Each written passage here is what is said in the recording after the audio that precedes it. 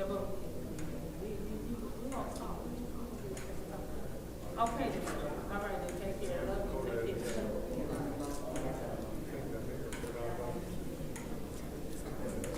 care. Hey, you don't get up here doing no trouble. Looking good, always. But you know I love this. Okay.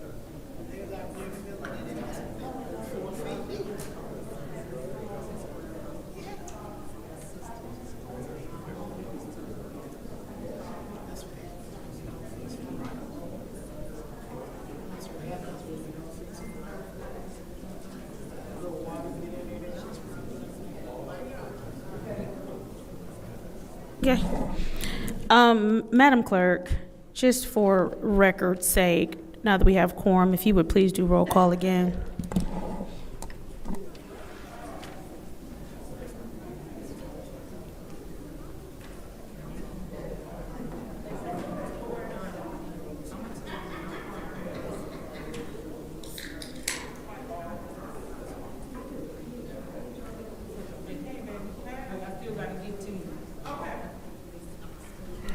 Okay, it is 4:41 p.m.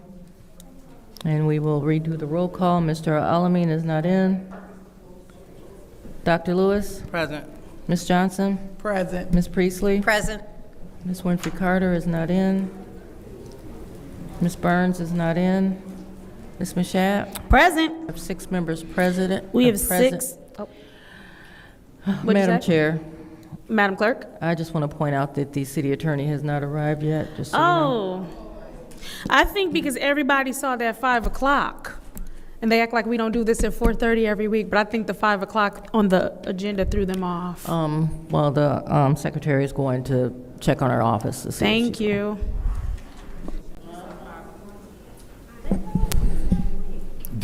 Point of order. Do we need the city attorney for public speaking? For public speaking? No? No? All right. So it is now time for the reading of the disorderly person city code subsection.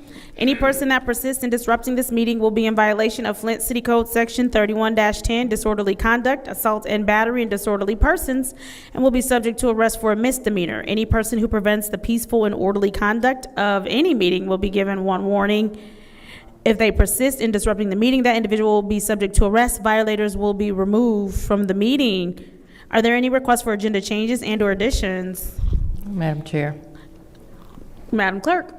just for the record, I want to make a note for the minutes that the start time for special affairs is 4:30, and there's a typo on the agenda that says 5 p.m. Thank you for that note.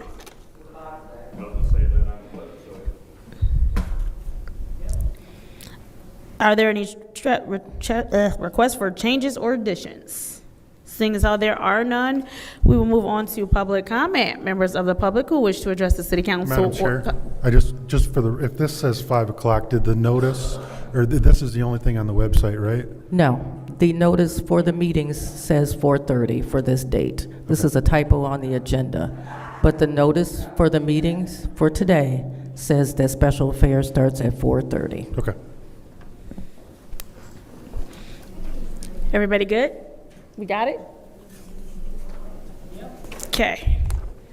Members of the public who wish to address the city council or its committees must register before the meeting begins. A box was placed at the entrance to the council chambers for collection of registrations. No additional speakers or slips will be accepted after the meeting begins. Members of the public shall have no more than 3 minutes per speaker during public comment, with only one speaking opportunity per speaker. First public speaker, Madam Clerk. First speaker is R.L. Mitchell.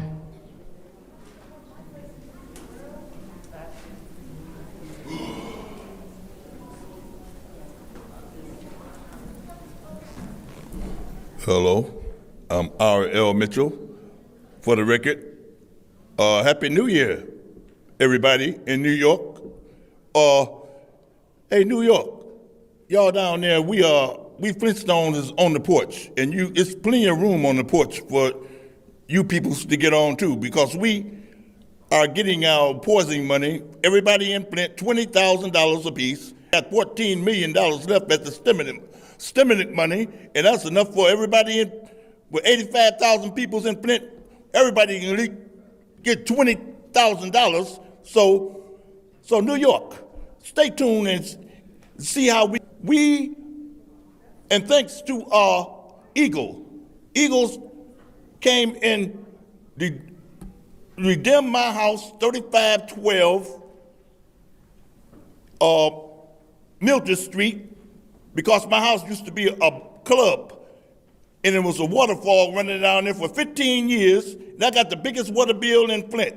But I had to put on the radio to keep from hearing that running water under my basement for Dolores, a sanctified woman, to play the gospel all for 15 years, but I found out my roof was bad. The landlord, well, I had a slum landlord and didn't know it.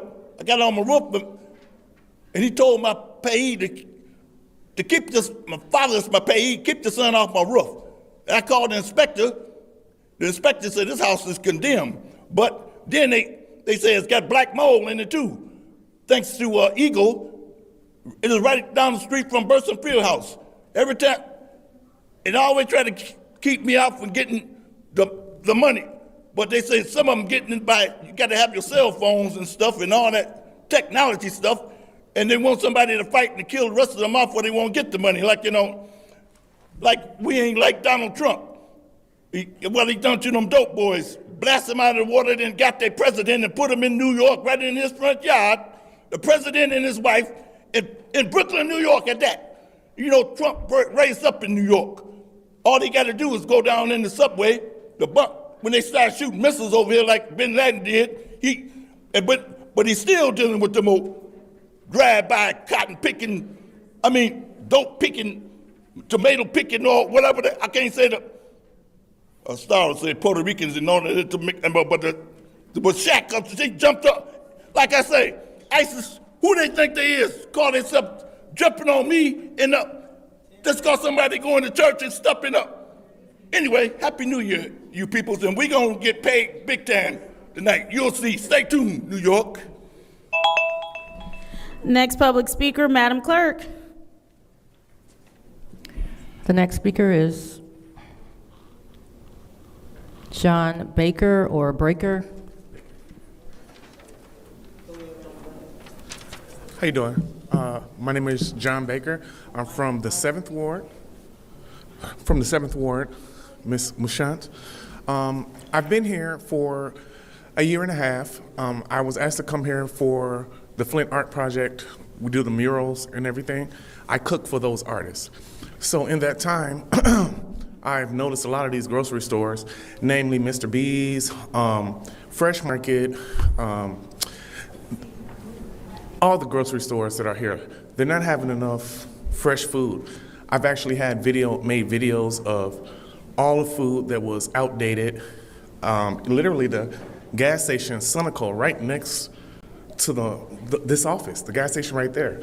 I came from out of town, got off the road, got a sandwich and a juice, both molded, spoiled, can was 2 years old.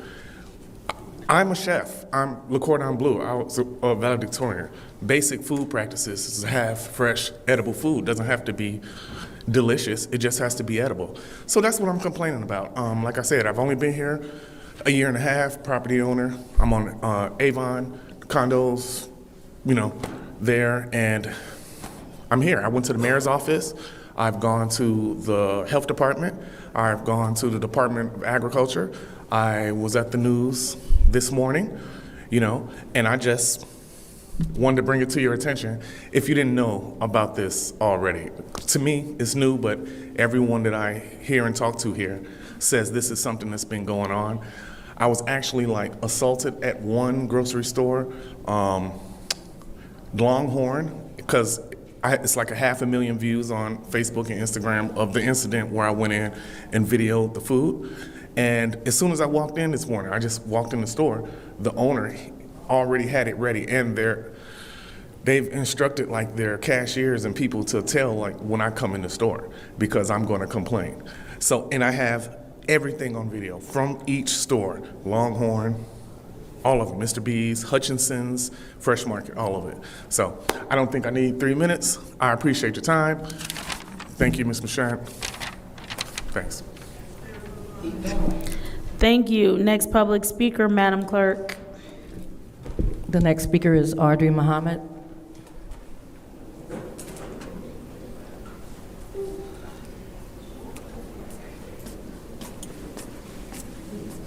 Yep. Audrey Muhammad, resident of the Second Ward. Couple things I want to talk about.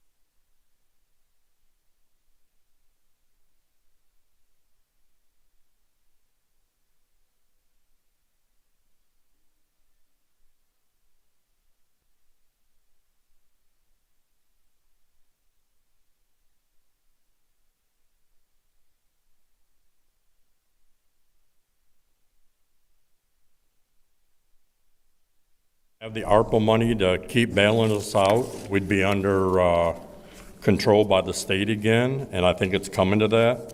And remember, this resolution just starts the process for these. Don't forget the unions are coming, and they're going to want the same thing. And it's going to be more money we got to put out that we don't have. I want to give a shout out to Dustin. I know a lot of you know who he is. Allegedly, he took his own life on the 5th of January. I personally think he was probably suicided by somebody else. He's exposing a lot of corruption in the Genesee County Sheriff's Department and in the city of Flint. It just kind of surprises me. This is a guy that lived for his daughters. I don't see him doing nothing like that. Last thing, Color Law Coalition, if anybody wants to join or help out, we're always looking for more people. And I'm gonna cut it short today. Thank you. You said that was the final public speaker, correct, Madam Clerk? That's correct. Seeing as how that was the final public speaker, I do want to go on to I council. was here before 5 o'clock. I was here before 5 o'clock, and everything. Mr. that y'all- Jones, I'm Mr. Jones, not that's gonna give fine. you We're trouble. going to I'm address finna sit it. down. We're Okay. going to address it. Have a seat. Madam Clerk, you said that was the final public speaker, correct? That's correct. All right. Seeing as how that's the final public speaker, it is now time for a council response. Madam Chair, Council members, we're going to correct it. We got to get through this Madam- part so she Madam can Chair. correct it. Yes, I Council. make a motion to allow any speaker that got here before 5 o'clock to have their 3 minutes, and I so move. We can't because our meeting time was posted correctly. The agenda was wrong. Madam Chair, Go ahead. Our time was what posted I correctly. The stated agenda was was that wrong. the public notice has the correct time. Correct. The public notice, the agenda does not, because it's a mistake on the agenda, which is a document for this meeting. The agenda does not tell you what time the meeting starts. The public notice does, and that's what I stated. The public notice on the website says the meeting starts at 4:30. The council rules state that Special Affairs Committee starts at 4:30. Special Affairs has always started at 4:30. The public notice that's out in the hallway states that the meeting starts at 4:30. This is a typographical error on this agenda that was not caught. This meeting was posted to begin at 4:30. Thank you. Madam Chair, there's a motion on the floor. There is a motion on the floor. Is there a support? It's been moved and properly supported. I guess the clerk just gave discussion, so. Is there anyone else who wishes to speak right now? We got a vote. I know it's a motion, so we have to discuss. Madam Chair, Councilman. and Madam Clerk, I don't disagree with you, but there is definitely some ambiguity. And if somebody didn't see the notice and looked at the agenda, to me, there isn't that many people here that probably want to speak, that haven't spoken. And we're here to hear the residents anyway, so if there wasn't ambiguity, obviously we wouldn't have to do this, but there is, so let's just address it. Let's take the extra 9, 12 minutes it's gonna do, and then let's move forward so that we don't get accused of silencing anyone. It's not worth it. Let's hear from the residents. They came out, so let's hear from them. Thank you. Anyone else who wishes to speak? Madam Chair, Councilwoman in the 4th Ward. you know, I do agree with Mr. Pfeiffer on this, only because there is some ambiguity, and so I am going to vote in favor of it. But this is something that I normally wouldn't, but because it is on the website wrong and our agenda, and some people do look at the website, not the official notice, that's why I'm supporting the motion. Is there anyone else? The meeting starts at 4:30. But I'm confused. Who made the agenda, and why does the agenda say 5 o'clock? Do we go back and check what we're putting out there? Shouldn't we go back and check? Madam Chair, through you to Clerk Davina. Madam Clerk. Yes, we do check, but we are human, so we do make mistakes sometimes. So that is what. I was getting worried about you. Mine won't work either. But I have the, I still have the door opener. I had to get a new one. Yeah, because mine flew off my visor. Because I have the one for my car on my side and the one for the downstairs on the other side.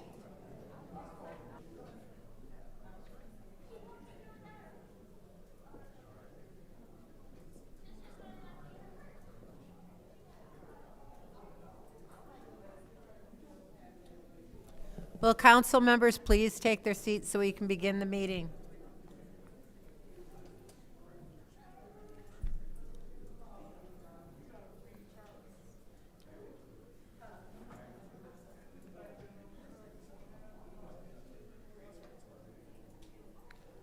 This video's been up 30 minutes of them crossing the bridge, and it's got 2.4 thousand comments already. What are they doing? So there's these two guys from Britain who are from Britain. One's actually from Ireland, one's from England. And they are visiting Michigan in the winter because they always hear about Michigan winters. So they're here now. And they've been up the West Coast. Now they're going up into the UP. So this is the first time they've gone over the Mackinac Bridge. They haven't seen it. Like when they oh, they're so fun. The only problem is that they went tubing on Boyne Mountain, and he fell off, and he's up his back. He ended up in the ER. He had an MRI or a CAT scan. And he's on drugs and back brace, and he's. So you've just taken that off my list because I wanted to go to Boyne Mountain so bad. Well, the other guy didn't, but.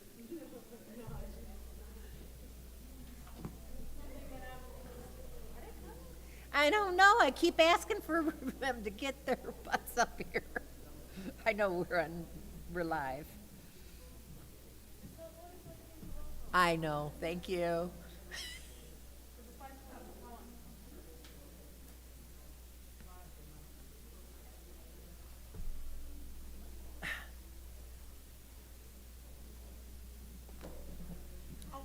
We're still waiting for council people to take their seats so that we can start the meeting.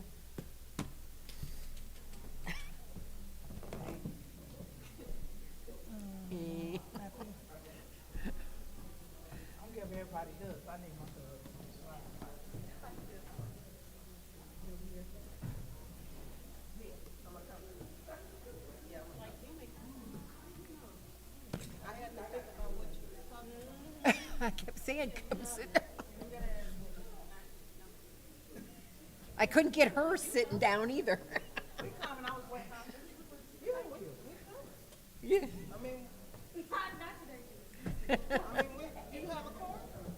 We do.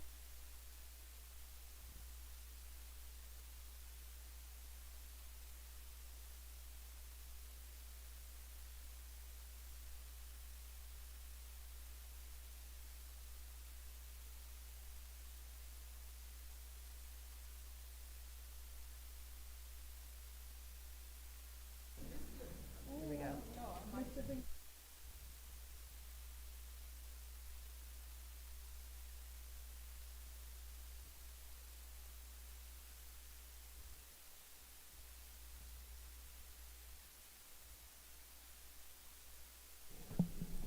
As soon as.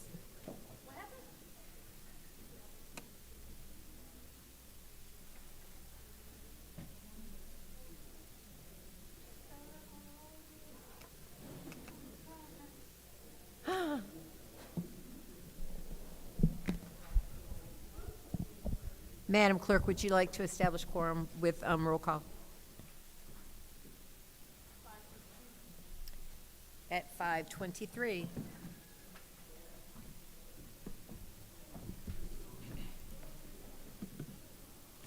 Okay, 5:23.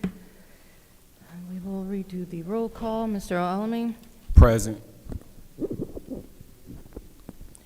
Dr. Lewis is not in. Ms. Johnson? Present. Ms. Priestley? Present. Ms. Winfrey Carter? Present. Ms. Burns is not in.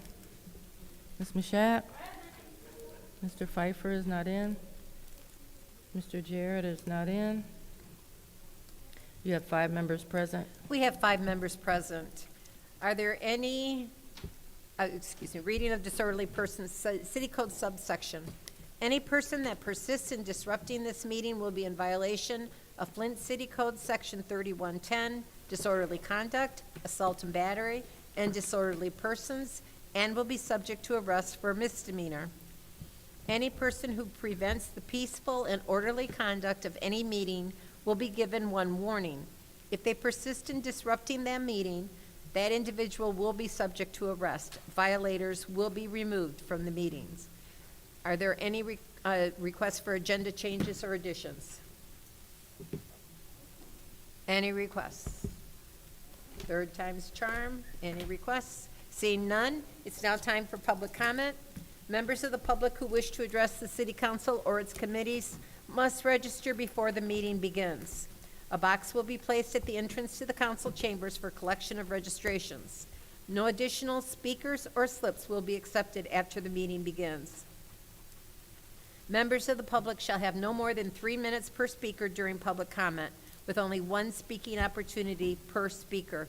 Madam Clerk, who is our first speaker? First speaker is R.L. Mitchell.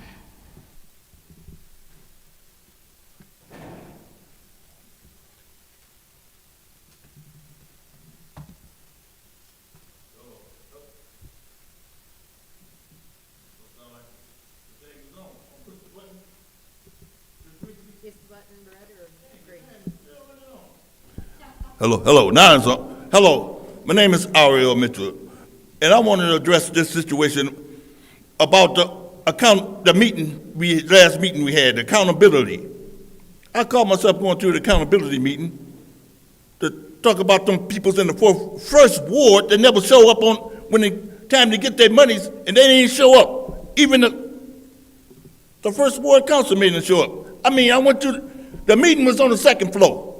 And I went to the restroom on the 3rd floor. Had to use the restroom. And good thing I came out of there early. I wasn't finished using the restroom because eating all this food people giving to me.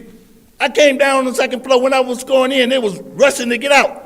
That Bishop Jones' son, he said, hey, it's all over now. I said, what you mean, man? He said, we couldn't get a form. We had to, and I would have been locked up in the building if I wouldn't have hurry up and get up that toilet up and down the street. I would have been locked up in this building, fooling with them cameras and dealing with them 2 goon cops back there ready to pop off, kill somebody around here. Talking about, we call a darky in the building hanging around. There's a whole lot of hiding places in City Hall, but they'll get snoopy. They bulldog. I mean, they ain't got no German Shepherds. And you do something to one of them things, they just like you say, you assaulted the officer, sir. And we're gonna have to do something to you, like they did on Mildred Street, not Mildred Street, on I can't think of, that's a Fresh Street. I went on after the hospital, shot the police dog, and they killed the boys for shooting the police dog, because you shot an officer. And I can't think of the name. Anyway, and then I said, take me back. I said, the woman who sang, the man's struggling and Jesus came, that's an angel in Bishop Jones' church. Ever since I heard that song, people be coming up to me asking me I ain't never went without money, and people asking me for money. They said, don't be giving them people, the clear man, no money, old tramps. But anyway, about this situation, and then I almost got homeless again. Fooling around with them people's landlords. They kicked me out of the coffee place like the Lakeshore. Gonna kick people out 2 days before Christmas. And they can't find them with a search warrant, but they told me got an issue in your house, sir. We don't want you around. That's how you become homeless in Flint. I mean, stay tuned, America, and see how we deal with Flint. Thank you, All this junk. The next speaker is John Baker.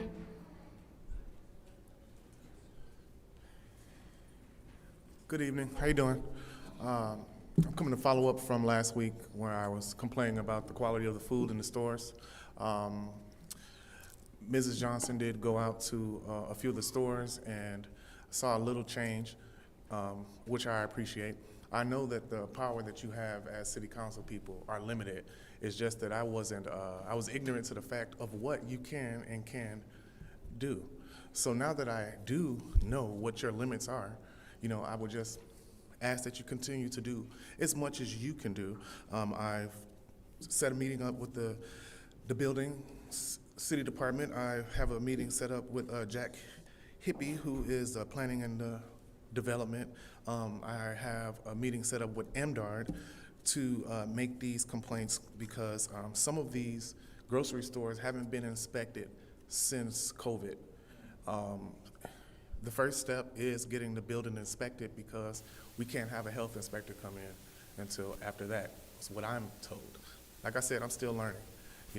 I was asked to actually go into some of these stores and actually go and talk to the owners, but I'm just me, but I will do it. I'm going to do it, and to get them to make a change. One of the stores actually did make a change from the videos that I have been circulating. They emptied out the entire freezer. They just emptied it out. At least it's only fresh food. That's all I'm asking. I don't want to put these places out of business. I've had workers contact me from these grocery stores, just people who work there, cashiers and things. They're like, you're trying to take my job. I don't want anyone to lose their job. We're in I want everybody to have their homes and their jobs and all that stuff. But I'm just concerned about, being someone who has older people in their life and younger people with compromised immune systems. You don't have to be sick. You just have to be too young or over the age of 70 to be a bad piece of chicken or a bad piece of beef has caused the end of your life. That's what I'm concerned with. Yes, the quality and the taste, that's all nice. It doesn't have to be gourmet food. I just want it to be edible. Like I said, I want peace. I've done some homework and looked up, how things have gone in the past. I'm ready to do whatever needs to be done.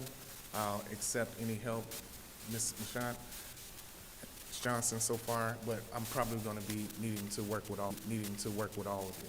I appreciate it, and see you next time.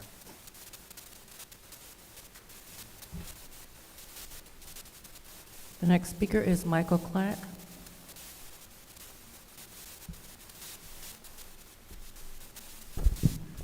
Good evening, Council. Michael Clack, 2nd Ward.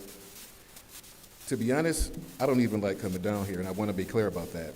The last time I was here, I received a warning for simply sitting in the chamber wearing a blue shirt and eating trail mix. The time before that, there was an alleged brawl. Coming to City Council should not feel intimidating for residents who simply are trying to be heard. But here I am because the issues facing our city are too important to ignore. I want to address the recent reports of people freezing to death in our city. Last night it was under 10 degrees. In weather like this, being without shelter is a life-threatening emergency. Yet right before the coldest part of the winter, the fire marshal reduced the number of people who are allowed to be in the warming center. When warming centers are restricted during extreme cold, people don't just disappear. They end up in abandoned buildings, cars are outside, and unfortunately, some don't survive. This is the time of year when our most vulnerable residents need more compassion, more empathy, and more support, and not less. Many of these individuals have mental issues, and some have just fallen on hard times. If city resources are strained, this is exactly what state-level assistance should be requested. Emergency funding and shelter support exist for moments like this. It just takes leadership to ask. And if there's $25 million for phantom organizations with no physical address or history with the IRS, then surely there's money somewhere to keep people from freezing to death in the city of Flint. My next concern is economic development. There are multiple corridors across this city that need investment, but today I'll only focus on one, Corona Road, also known as M21. This corridor has significant potential, yet it continues to be overlooked. There have already been multiple offers to purchase the Zimmerman building, which shows that investors see opportunity here. If the city invests in cleaning up that area and paired it with resources and help support the surrounding residents help the surrounding residents to maintain and improve their properties, it would create a major benefit for the entire corridor and for the city as a whole. Because M21 is a state road, it should be prioritized for infrastructure and development funding. With intentional collaboration between the city and state, this corridor could become far more attractive for business, job creation, and long-term growth, not just for outside interests, but for Flint residents as well. Finally, I want to address the $1,000 checks that some residents are receiving for their property. $1,000, for most in the city, felt like that was a slap in the face. At a time when inflation is at an all-time high, $1,000 doesn't seem to go very far. When the water has damaged hot water heaters, furnaces, dishwashers, washing machines, plumbing systems, and fixtures, these are not luxuries, these are necessities. Our lives and homes and dignity are worth more than $1,000. We need leadership that is willing to speak up for the masses and not simply go along to get along. And quite frankly, this city cannot afford 4 more years of non-action from this mayor and 2 more years of silence from our state representative. Thank you. Y'all have a nice day.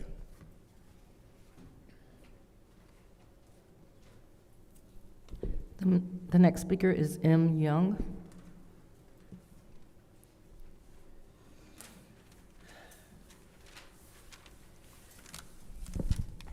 Good evening. Just following up on some issues that I brought up over the past couple of weeks. Following up to find out if anyone had an opportunity to speak with any of the people that received ARPA, to bring them here to say what they did, how it helped our ARPA. I would like to know how well we did. Also, I would like to know for each ward, 1st through 9, what you guys did with the money you had for your ward and how it has helped your ward. So if we could get that information. I also want to speak again about the election. I want to please make sure that this election is done right and in order. We need to review the processes we have in place and implement new processes to help make sure that this is fair and equitable. Again, I suggest that we change the charter to say if you want to run for office, you must, if you own your home, you must show your homestead taxes. We have a lot of residential problems that everybody is speaking of, and we need to resolve it. It shouldn't go on for years and years. I would also like to know if the portal has been updated with the right information. If the voters' registration has been reviewed for correctness, that we don't have people that have passed away that are still on the road to vote. We need this election to be right and fair. And again, to the people of the city of Flint, the people that are currently running for these new positions in council, mayor, what have you, look around. See if they've been actively involved prior to election season. If you're just now seeing them around, may not be the right person. All elected officials need to be engaged with the public. Help us out. Know what our issues are. Lastly, for Candace Mouchette, councilwoman in the 8th Ward, 7th, is there any way that you can find out about us getting the interest from the water settlement? Be more vocal. Help us. $1,000 was not enough. Help us out. Get some more money. You can do it.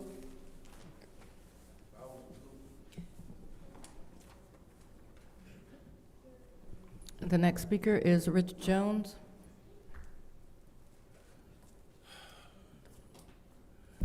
How y'all doing? That was a very good thing that she just said. See if y'all can get that interest geared toward. That's real good.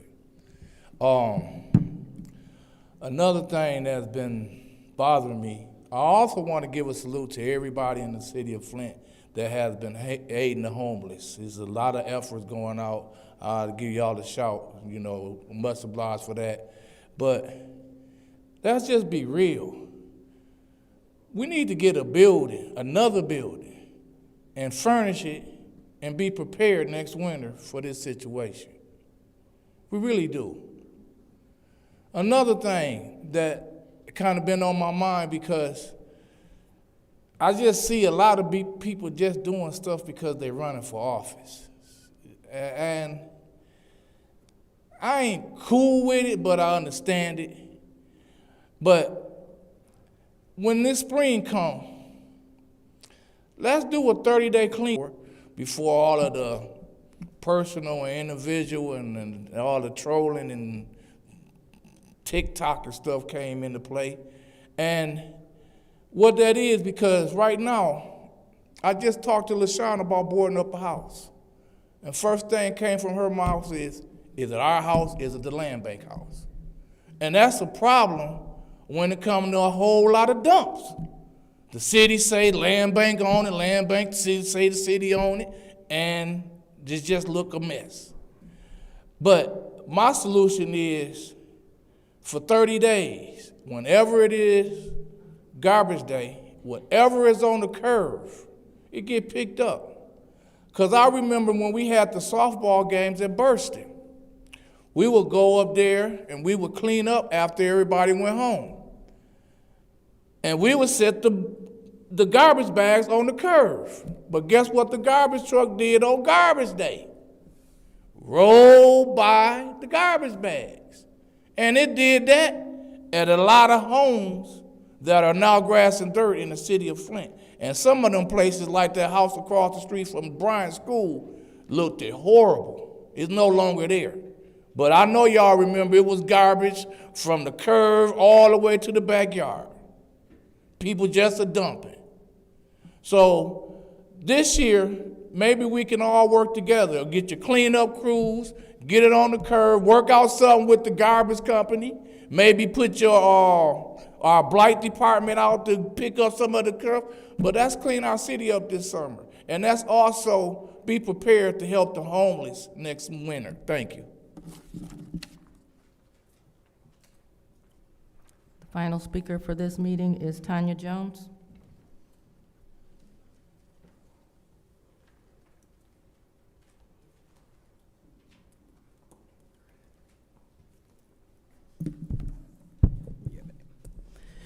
Good evening, my name is Tanya Jones.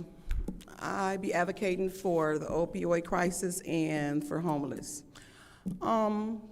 First of all, my son is here. I hadn't seen him since December 23rd. God is good. There's no thanks to the Flint Police Department. I tried to do a missing person report, and Sergeant Walker told me that he's grown. That's a grown man. My son is autistic. He's a part of the opioid crisis, and if he go missing once a week, once a month, once a year, I'm looking for him. I have every right to do that. So I was told by the Flint Police Department that he's a grown man. So I just want to put that on record. But God brought my son home. He's home now. And I want to thank the council because it opened my eyes up to a lot of stuff that was going on in Flint. Right here, Chris is my newfound son, and he's part of the homeless. I found him in Ballinger Building next to Save a Lot. And this is my son now. And today is his birthday. God is good. His friend, K. Rich, froze in the building. So I just want to say that he's an awesome young man, and he's worth it. And when I say the opioid crisis, like I tell Leon, why did he take $150,000 when the opioid crisis is real? That $150,000 could have went to the homeless. I mean, I go out here and go feed them 3 days a week with the color of law. And my thing is, these people, these kids matter. I mean, mothers, fathers, all of us need to get together. All these kids need somebody to protect them, need to be a voice. These people go out here talking about churches, churches, churches. My son was a member of Ebenezer. That's why it's personal when it comes to Miss Machette, because she knew my son when he was okay. My thing is, where's family? Where's churches when they come together when somebody fall off? It could be your child, it could be your cousin, it could be your auntie, it could even be you. So that's personal. You on council. So like LaShawn came down and reached down, we done had our difference. But she came down and spoke. You see my son sitting in this audience. So if you really cared about the people, you would acknowledge my son. Because like I said, my son matter, Chris matter, and I'm going out here tonight and tomorrow night. God give me the strength, I'm gonna keep on going. So you guys, be blessed with the homeless lives matter, and opioid crisis is real. Take care.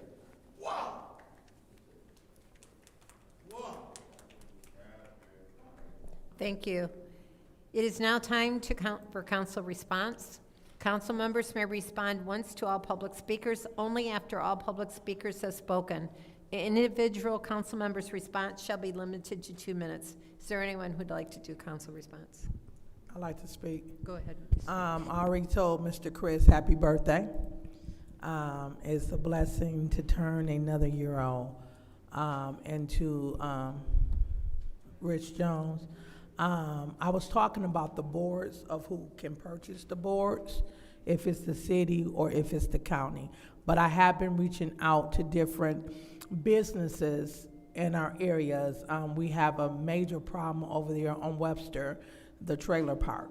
And we have a lot of residents that are complaining about that area over there, and they feel that they're left out. So I have reached out to the businesses on Webster and Dorn Highway, and I'm waiting for them to get back with me so we can see if we can get a massive, and we can get some center blocks and block off these areas to stop them from dumping in these trailer parks. Also, I went in there yesterday and I got caught in there by a guy that came in with a truck and a trailer. So it was kind of like terrifying. I was like, hey, I told him exactly who I was. But like I said, job is never done. I'm always looking for a way to make the third ward look better, and building up the morale in the city of Flint. And it needs everybody, like you said, we need a 30-day cleanse. And that's for the whole entire city. And if we can get people to donate us dumpsters and different things that they can do in the city, and get the businesses in our city to help and contribute back to the city of Flint, it would be great. But great ideas, and I'm looking forward to working with you. Thank you. Anyone else? Go ahead. Thank you. I do want to address a couple of different things that were said tonight. I do want to talk about with the freezing temperatures, which you are correct in the fact that I know that the city has designated 2 shelters. The only problem is they only run for a certain amount of time. So we do need to look at doing something long-term overnight, because on Friday and Saturday of this week, we will have negative 11 degrees. And so there will be a lot of people who will find themselves out in that weather. And so I'm hoping that there's something that we can do in the interim while we await figuring out a more long-term solution. But you are correct. I will ask around and ask some questions about if we have any plans for Friday and Saturday night with addressing the negative 11 degree weather. Water settlement interest money, done and done. I will ask, done and done. Another thing I want to address, there are, in addition to people being outside, we've also had some animals that have been left outside as well, some dogs that have unfortunately succumbed to some of the temperatures.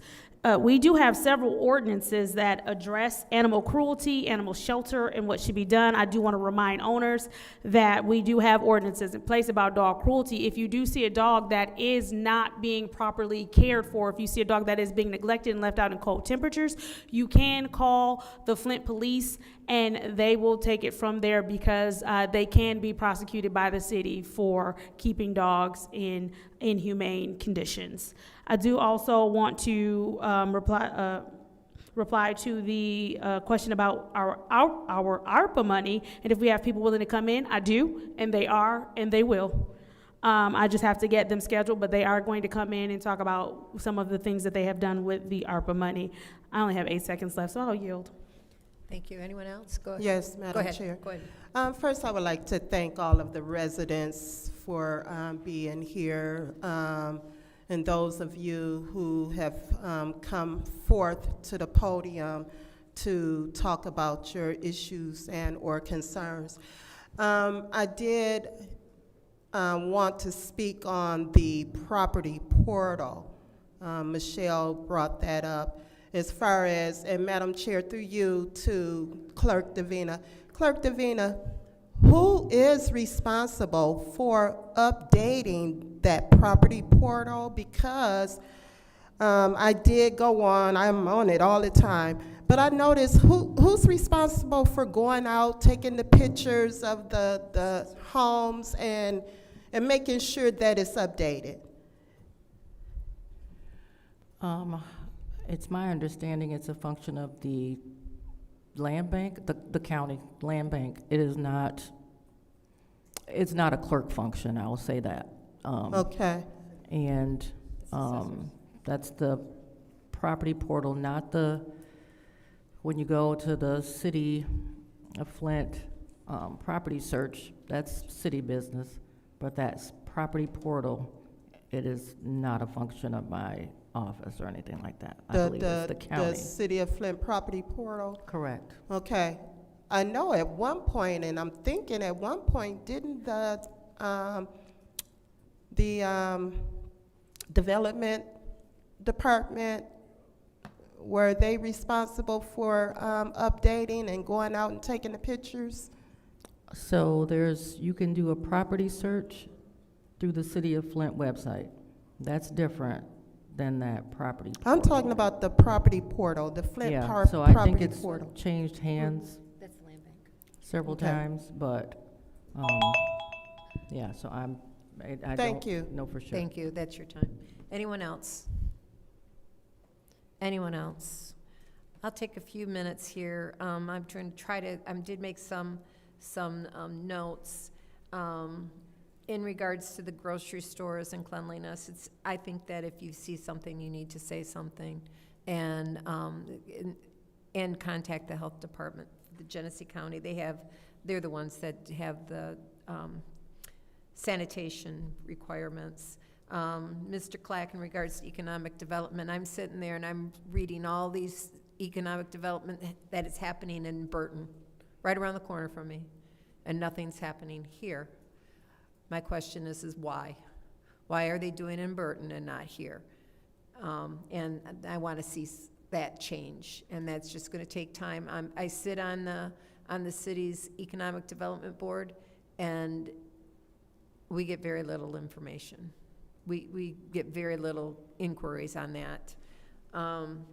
In regards to the water settlement, Ms. Mashat did mention about the interest, but that is all governed by the courts. And we have very little to say and anything to do with it. Is $1,000 enough? No. But it's out of our hands, and I wish I could do something about it. I'm not a part of any court settlement. I'm not going to be getting any money from any of this, so I have no access to grind in this fight. I'm fighting for the people because they need it. But we have no say. It's all out of the courts in D.C. that do it. Rich, in regards to boarding up houses and things, if I could name 10 addresses off the top of my head that I would love to go in and board up. And they're privately owned, or they're land bank. But we have boarded some land bank, but we didn't spend any money. It was taken from fencing that was on the property to do that, and that house is now gone. So, in regards, did my time start? Oh, my time was over, okay. I heard the buzzer, so, okay, that's it.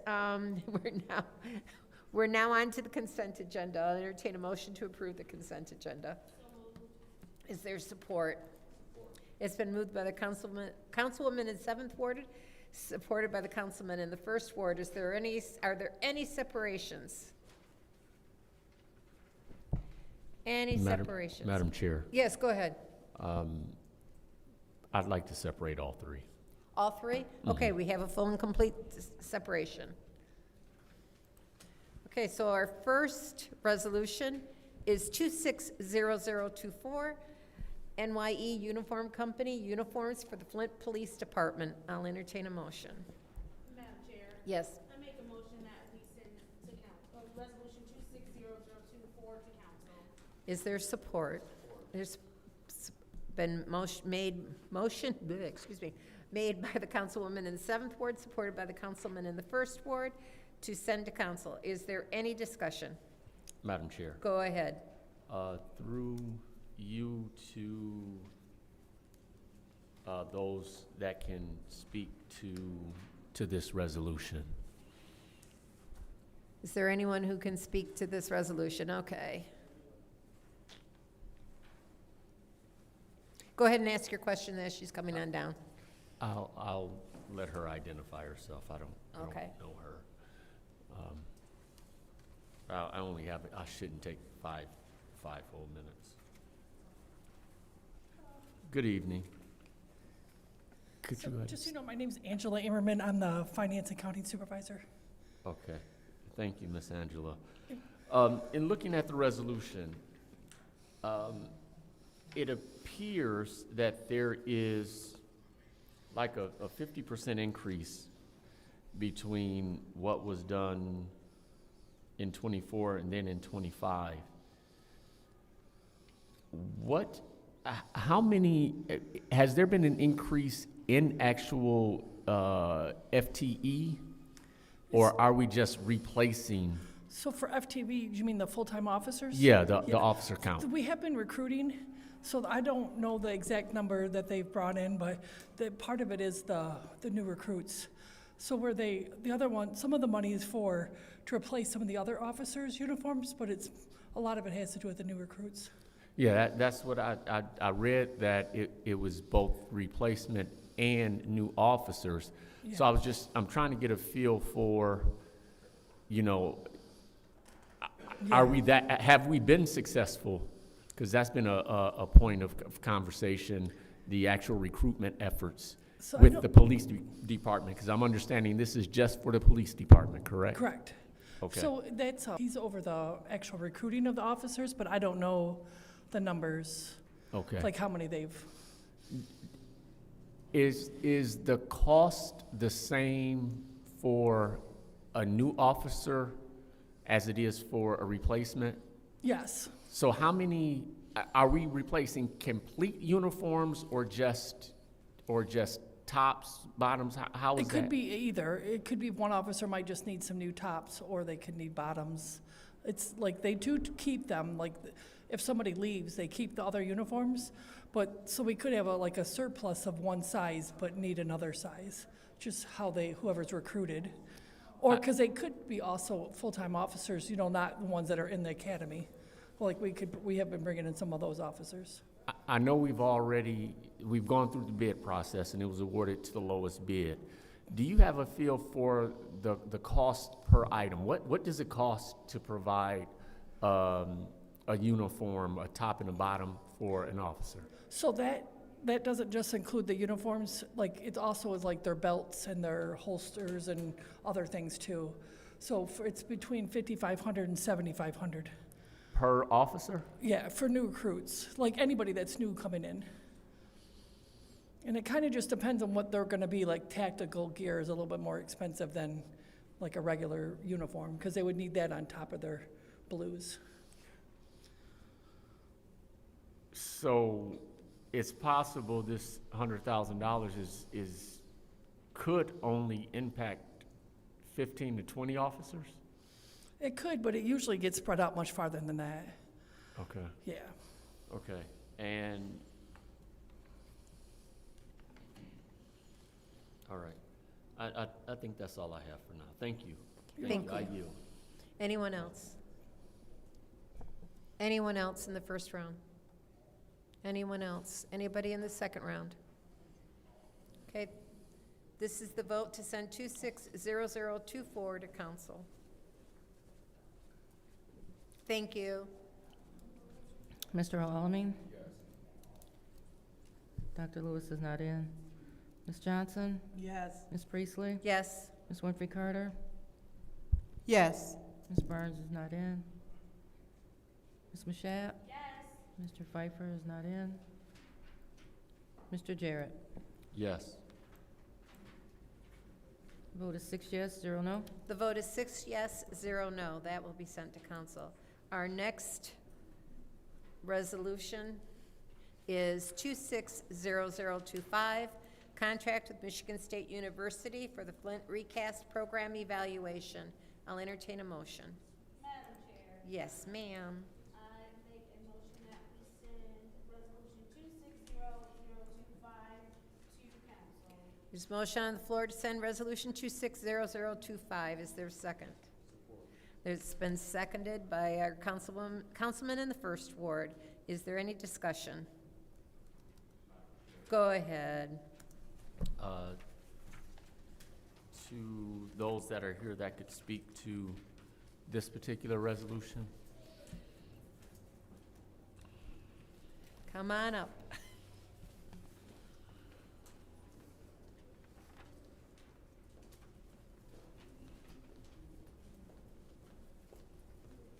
Good evening.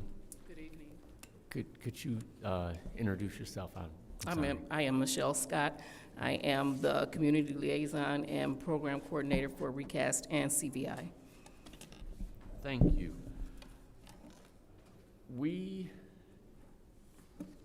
according to the resolution, we have been awarded this grant and had this grant since 2021. That's correct. Okay. And this is basically just a renewal of sorts for the year? Yes, for the 5-year contract. This is the last year. And I'm looking at some of the review documents, and they're dated September 2025. Can you help me understand the process that this goes through before it gets to us? I'm really trying to understand why, if this period for the grant is September, we're January seeing it. And this is not exclusive to this grant. This happens often. I'm really trying to get my arms around the process. The process mainly is preparing the contract, first of all. Although this is the 5th year, it does repeat, but we made the language could change. The attorneys go through it. They look over the contract after it's prepared. Then we gather the documents. That could take a certain amount of time to get that done. The attorneys are, I'm sure, busy with other workload, but at the same time, they are helping us process the documents for the contract. So just gathering that information, and then when it comes up for them to approve it and process it, that's it. It's just paperwork and just waiting for signatures. So and I guess this might help given what you just shared, the time with the attorneys in contract review, does that only happen after as this one is dated, today's date, September 24, 2025, staff review? Or is any of that starting before the staff review? The staff review will come first. Okay. And then that triggers the rest of the process? That's correct. And once it's been, the contract has been reviewed, then we'll go around for signatures. And then we'll send out to the organization to have their signature, and then it comes in front of council for the resolution. I'm sorry, the resolution will come before council. Then we have to send the contract out to the organization to be signed after they go over and they look at it, and if they have some revisions, they can do that at that time. And then we'll get that signed, and hopefully we get this signed like the other 3. This one particular one is part of a 4-organization packet, which already was approved. They just had some changes in this one, so that's why this one wasn't with the other ones. However, after that, after the resolution is passed, then we send it to finance, and then it goes through a process as well, too. Okay. So it takes some time. I can understand in year 1 how that process works out that way. In year 5 or the following years, is there anything in the guidelines of the funder or that prohibits us from starting the process the week before the reporting period or the performance period starts? Could we have started this instead of September 24, maybe July? Oh, absolutely. 24? It was started. The process does start that early. The other part to that is sometimes we have to make sure that all of their documents are up to date. The insurance is saved. The insurance ran out for one of the organizations July 25th. But the next one starts August. You have to wait and you have to catch that up. So that one, if we started sending it out, then it expires, and then we have to wait and get the updated one and attach that one. So everything is correct as far as the dates go. So it could be any number of things. Thank you, and again, I'm mostly speaking to not just this resolution, Yes. but others that come where Yes. we're asked to approve it after Yes. the period has started. So Thank thank you. you. Yep, you're welcome. Can we turn up the volume on that? I can barely hear it. Okay, thank you. Any other discussion in the first round? Yeah, thank you, Madam Go Chair. ahead. I have a question. I know you guys are doing the evaluations. Have you received any community feedback as far as the evaluations? Did you incorporate community feedback in your evaluations? Yes, Michigan State does the evaluation process. However, when we are with the, in the community, at the organizations, those meetings, we always take surveys then, and those are implemented in the reporting as well too. With everything, we have to implement those. We have to add those to the reports. Okay. Now, okay. I guess I understand. How many organizations are there under this recast grant, do you know? Oh, I'd have to get back with you. There's quite a few, because each one of the subawardees has organizations that they deal with, or that they may fund, or do mini grants with, or whichever. So it's quite a few. Okay, can you get that information? I can get that information for you. And then she can submit it to each of the council members. That would be some good information Okay. for us to have. Okay. Okay, that's it, Madam Chair. Thank you. Anyone else? Anyone else? Anyone in the second round? Seeing none, this is the vote to send Resolution 260025 to council.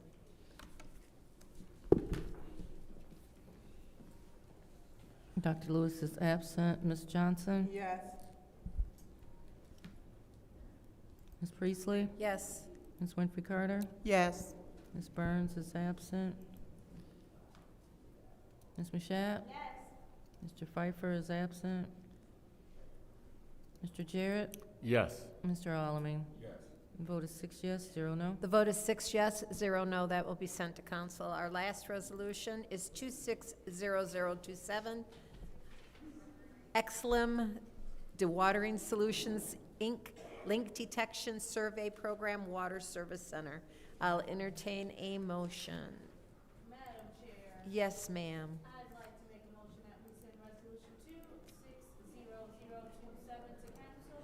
There's a motion on the floor from the councilwoman in the 7th Ward to send 260027 to council. Is there a support?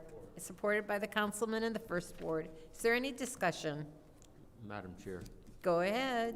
good evening. Good evening. If you can go ahead and state your name for record, please. Howard Hudson, Water Service Center, Water Supervisor. Thank you, sir. With this resolution, I just wanted to try to understand exactly how this works. I read in here somewhere that we're looking to go from every other year to annual leak detection surveying. What actually happens with this survey? Is it driving around with equipment, or what actually happens?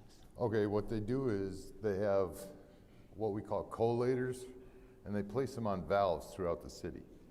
And these collators collect information on water, the flow of the water. They listen. They can tell if the water's at a high flow or a low flow, and if it's at a really rapid flow, indicating a leak. So you have a valve, point A, point B, and you got a normal flow here, and then you have a leak in that area, Now you have a rapid flow, and it detects that flow. Then they use an audible listening device to walk that line and find that leak. They can locate, pinpoint, right on top of a leak. I've used them before. They're very efficient at what they do. And these collators they'll move them all over the city, but they usually put out 12 to maybe 20, 10 to 20 collators throughout the city, and they'll collect information, and then they'll move them and just keep, so it's a large system, so they have to move them around quite a bit. Yeah, and that's what I'm also trying to understand. So they'll get moved throughout the city over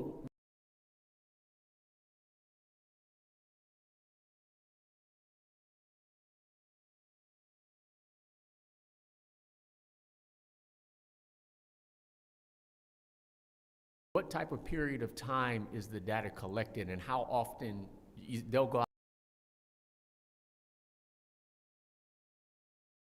out annually? Okay, but what is the testing period? I understand.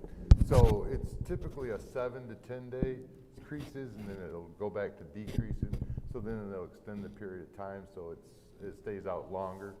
And if it just 7 to 10 days, if it's a constant flow or a constant reading, then they'll just pull that one and move it to a different location. So this 192,000, is that what it is going to be? We're estimating that for annual cost? That's for the initial setup, startup, all the information given to us, and Xylem will come down. They'll bring the crews down.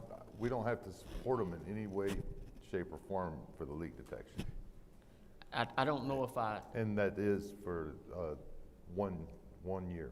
That's what I was going to ask. Are we signing just a 1-year contract with this vendor, or was it a multiple year? This contract is 1 year. So there are other vendors that do this, but no one else responded. Okay. Xylem was a sole response. Do we have a feel from them what continued service might cost? I'm understanding this 192 is in part set up. I actually have a meeting with Xylem tomorrow to find that out. I tried to schedule earlier. Yeah. Because I also want to use them for a valve exercise and valve turning contract. And I was going to ask them that very thing. If I want to move forward with this, what's it going to cost me? Please, because I would like to hear that Monday at the council meeting, and try to get understanding as to, because we say we want to do this annually now. So, we get a better rate? Yeah, is it going to be, we're saying this first year 192, and that's part of setup. Okay, so after the setup, and we only signed a 1-year contract with them, next year we go with somebody else, is that another 192 because we got to set up with a new vendor? So what could it look like to do the renewal with the same vendor for the service? And that'll be a question I ask them. Thank you. I like the way you're thinking there. I yield, Madam Chair. Thank you. Anyone else? Yes, Madam Go Chair. ahead. I have a question. So the last time we had a leak detection project was in 2015, right? 15, yes, ma'am. I think that's what the paperwork says. That's what I read also. What were the results? Of that leak detection? Yeah. Do we have the results? I have no idea what those results were. I haven't seen them. Okay. They haven't been made that's been evident to me, so I don't know. Quite a while ago, but 10 years, 11 yeah. years. And there's no results out there of that. These results you can go online and look at these results when they post them, when they put them up, they'll be on. Okay. They'll have them available, not only to me, but they'll be available to the city. That'd be if you good. want to use them. Yeah, because we need transparency. Right. People need to know. Okay. Yeah, I was just wondering about the results from the last the last leak detection project. It should have been attached to our agenda if we had some. All right, thank you. Thank you. I yield. Anyone else? Anyone else? I just had one quick question when I was, Yes, ma'am. when I was looking at this, and I think that doing a leak detection is important. We have so many water main breaks, and then we get the sinkholes, and it takes a while for you guys to get back, able to repair those. Yes, So being proactive is a very good thing. And so I just wanted to thank you for being proactive on it, because, I mean, I heard, was it the city's water main that broke over by Starlight a week or so ago? Yes, ma'am. And it flooded everything out, and I heard about it, and I live right there, so, let's stop that. There's something else this will detect is any water mains that are going through storm drains that are leaking, this will find them. And typically, we might not find that leak. It might go years before this leak. And just think of all the water that is running through that storm drain into the Flint River. It's paid for. That water's paid for, and it's leaking. And hopefully we can save some money and, Yeah, it's horrible. The water loss is a major deal with any city. yeah, and especially here. And I know this is the time of year that we're gonna get more of the water main breaks as the ground thaws and freezes Yes, ma'am. constantly. And This is the hot time. yes, and it's also the worst time because right now, especially with the cold weather coming. Thank you very much for me. Is there anybody in the second round? I do, Madam Chair. Go ahead. The break that Councilwoman just mentioned, Yes. an informed guesstimate, what you think a break like that might cost the city? There's so many factors that go into that. You know, you're talking about the size of the break, the amount of pressure on the pipe, the water loss alone can be expensive. Yeah. Then you're dispatching crews out to that job. They're working overtime. They're working, you know, who knows how many hours. Do we do any? It could cost you $50,000-$60,000 easy for a break. Yeah, and I guess I'm asking for two reasons. One, to try to understand best I can what something like that ends up costing, and then to look at that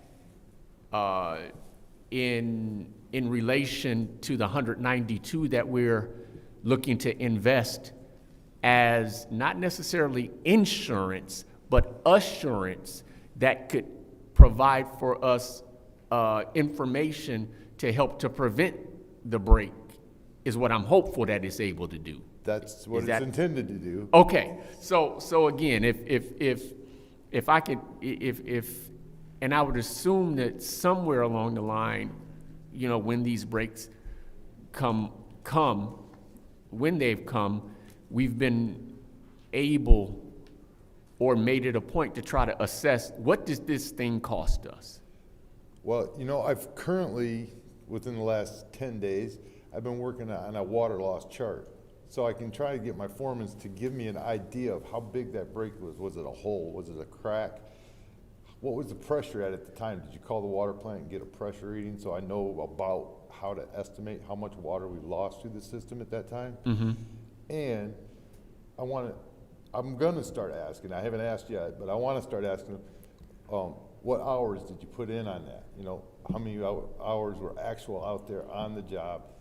You know, was the, what equipment was used? How much were we paying for that equipment Right. per hour?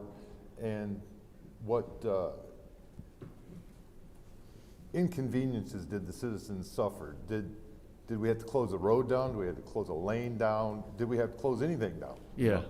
And what about the cleanup afterwards? What'd that cost us?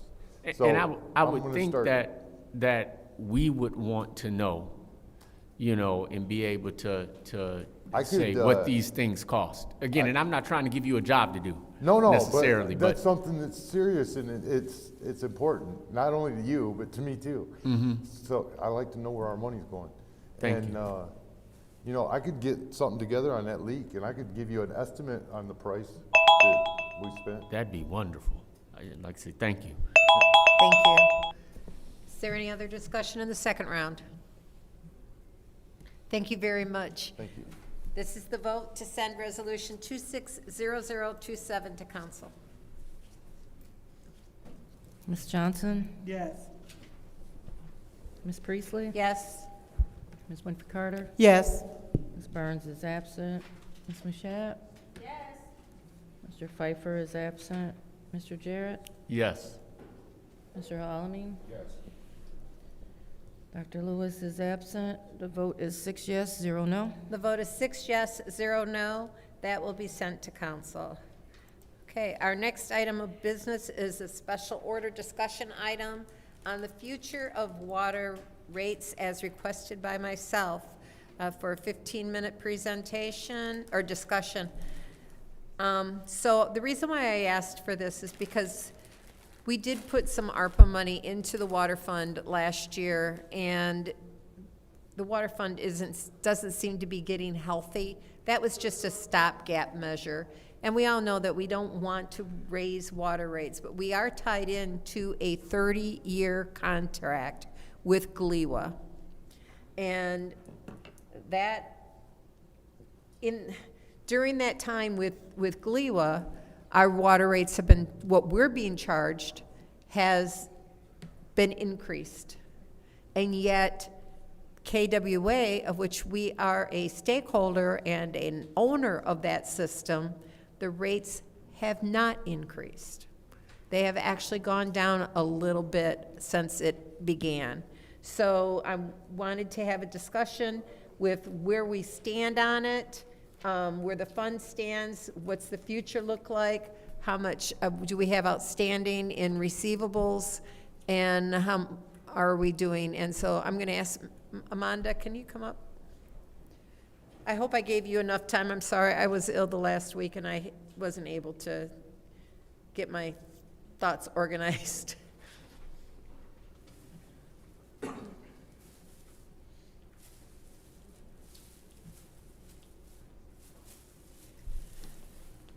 So I pulled the data off of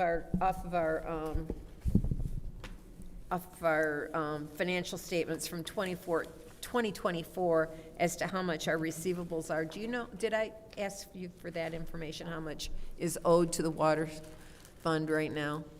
Well, what I did was I ran my reports just to see how much was outstanding in water bills. Okay. So you want it as of 2024? As of right now, whatever Okay. you got on your report, was that ran as of today?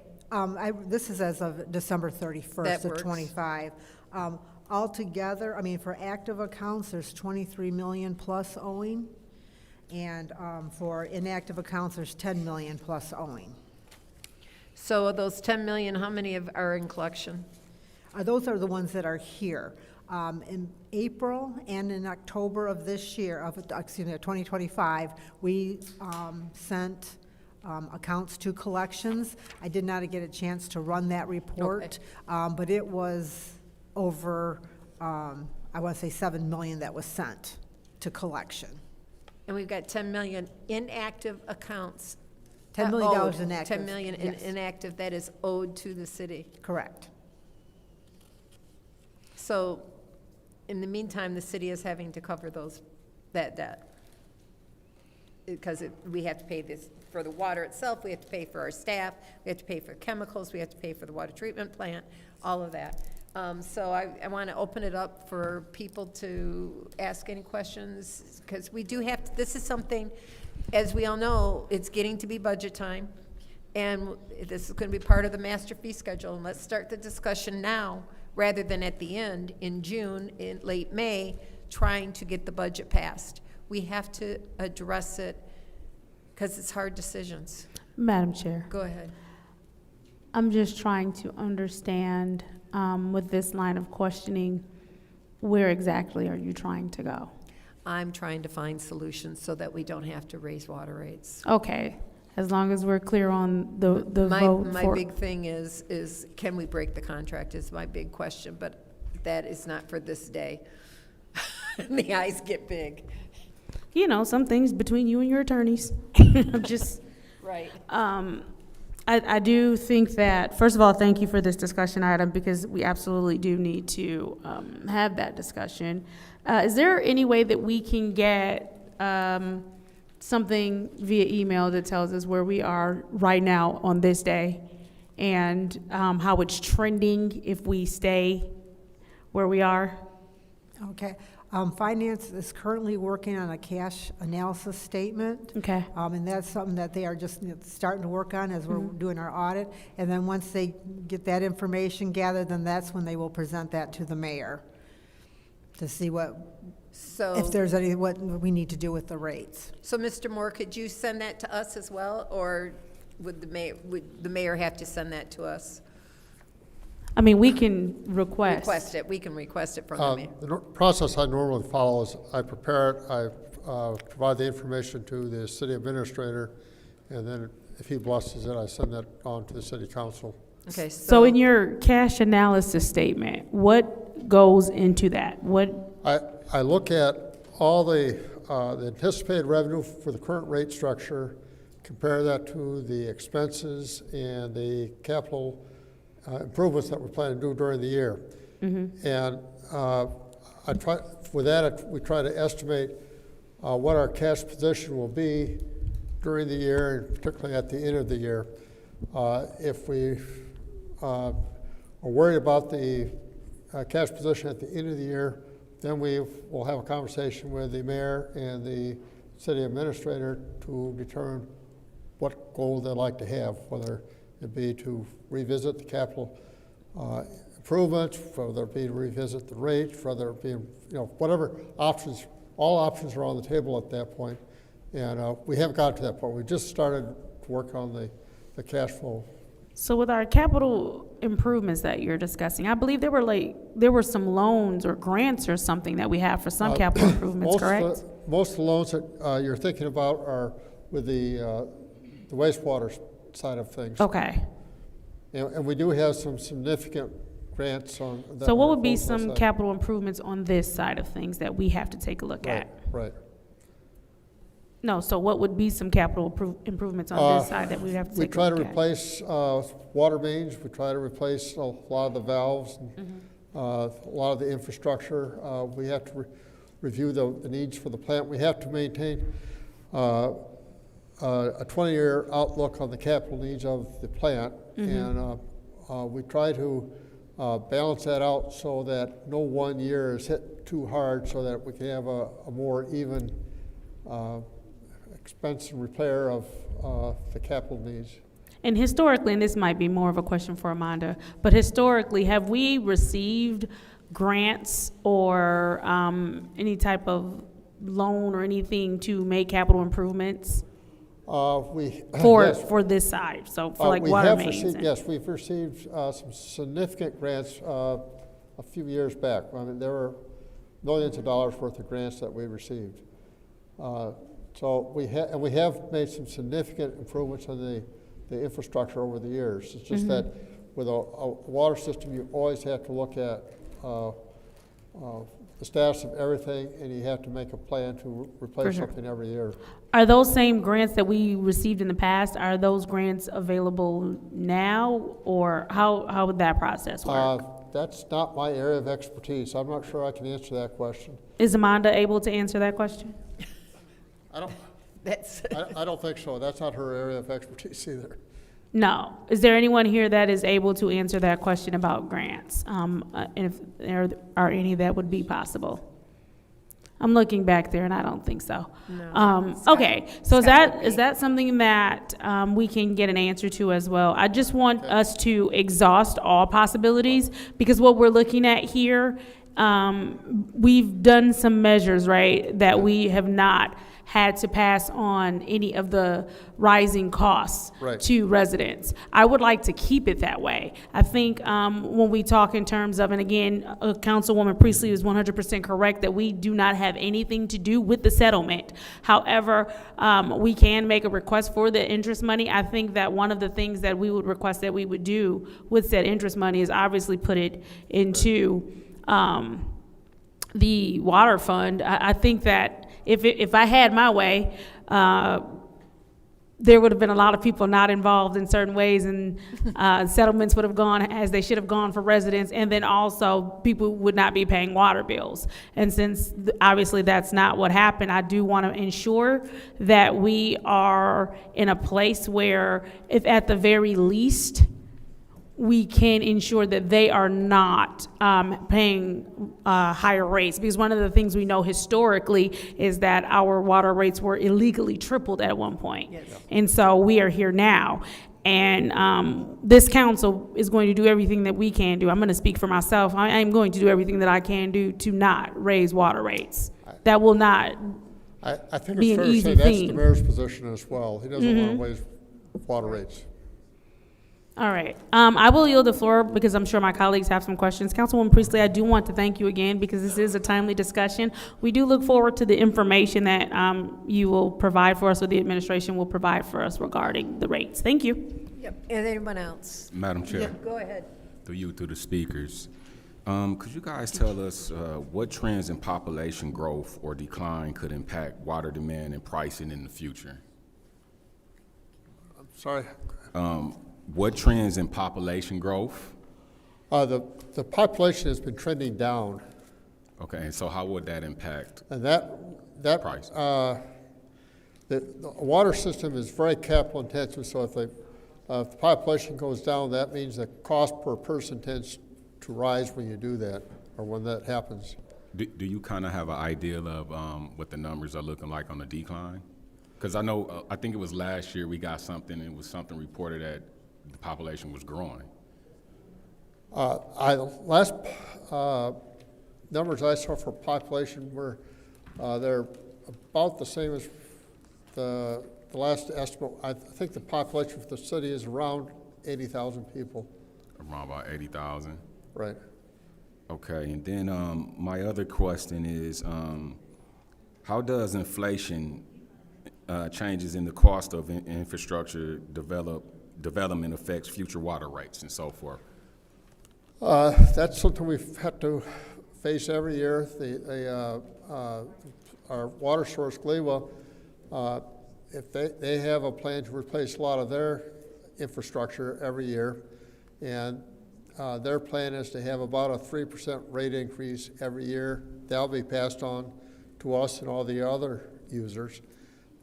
If we don't raise rates, we have to figure out other places where we're going to save money. And so we have to look at everything we do to try to figure out how we're going to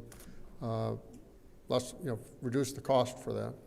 And I know we just recently was discussing a resolution about supporting infrastructure to deal with like leaks and things like that. Will that help us long term cut the cost and so forth? Long term, we're going to have capital cost, and we have to make sure we do invest in the system, and we have been. But we can look at how we do it and what options are available, and that if you try to keep up with what's happening in the industry, there are things that we can do to lessen some of the cost, but there's always going to be capital cost in the water system. And I think my colleague may have mentioned this, are we currently, to get ahead of the curve, looking at some grants or partnerships to draw in additional funds specifically for the water rates and so forth? So if we have these issues and we're trying to address it, we don't have to raise the rates on the community and so forth. I'm not a grant expert. The city has been very aggressive about applying for grants. We did receive substantial grants 2 or 3 years back. We haven't received any for the last year or two. I'm not sure what the status is for applying for grants in the future. That's not something I follow. So.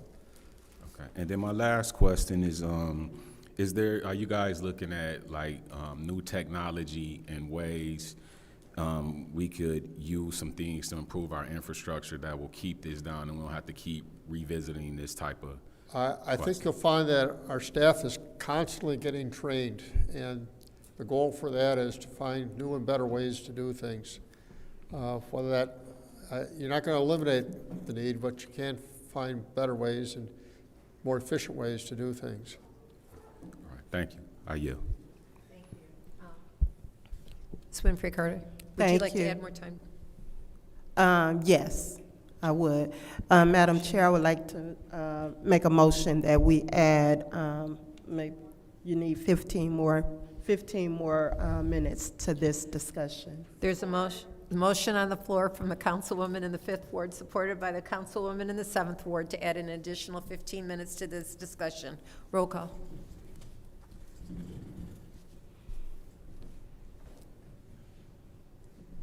Ms. Priestley? Yes. Ms. Winfrey Carter? Yes. Ms. Burns is absent. Ms. Mashat? Yes. Mr. Pfeiffer is absent. Mr. Jarrett? Yes. Mr. Alamin? Yes. Dr. Lewis is absent. Ms. Johnson? Yes. Vote is 6 yes, 0 no. The vote is 6 yes, 0 no. Go ahead, Ms. Winfrey Carter. Okay, I have a question. I want to find out, what is the current collection rate for water bills? And also the water bills that are delinquent? I don't have the exact number of the collection rate. However, just as, you know, anytime we send out shut-off notices, that's when collection rates do rise. People are usually just prompted by that. I can get you that number and I can email that to you guys to tell you what the exact number is. Right now, Okay. it's slower because of the weather. And then how are we doing? We talked about the people who have really high past due water bills.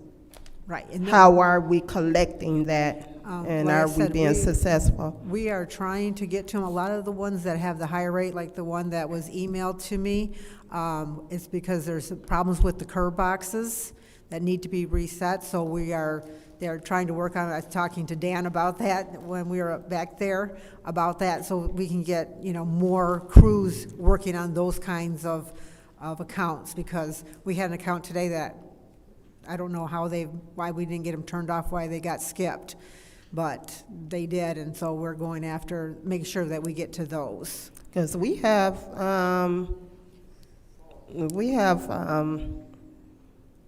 bills that probably are past due, what, how many years? Right. But unfortunately, all we do is, you know, it's set at a current bill plus 10%. I mean, that does need to be raised, so that way we can collect more each time. Right. I mean, so it's not enough. We need to collect more, we need to have a higher rate of collection that way. Okay. Do we have it set up where residents can be on some type of payment plan? Well, the current bill plus 10% is the payment plan. Yeah, but I guess I was thinking of, And because when we've done those individually, where we had people do a certain amount, it did not work out well. People would not abide by it. Right. So that's why we went by with the current bill plus 10%. mm-hmm. And that was then something that what's going council on? wanted years ago. Didn't we send out, we have a third-party company collecting water bills, right?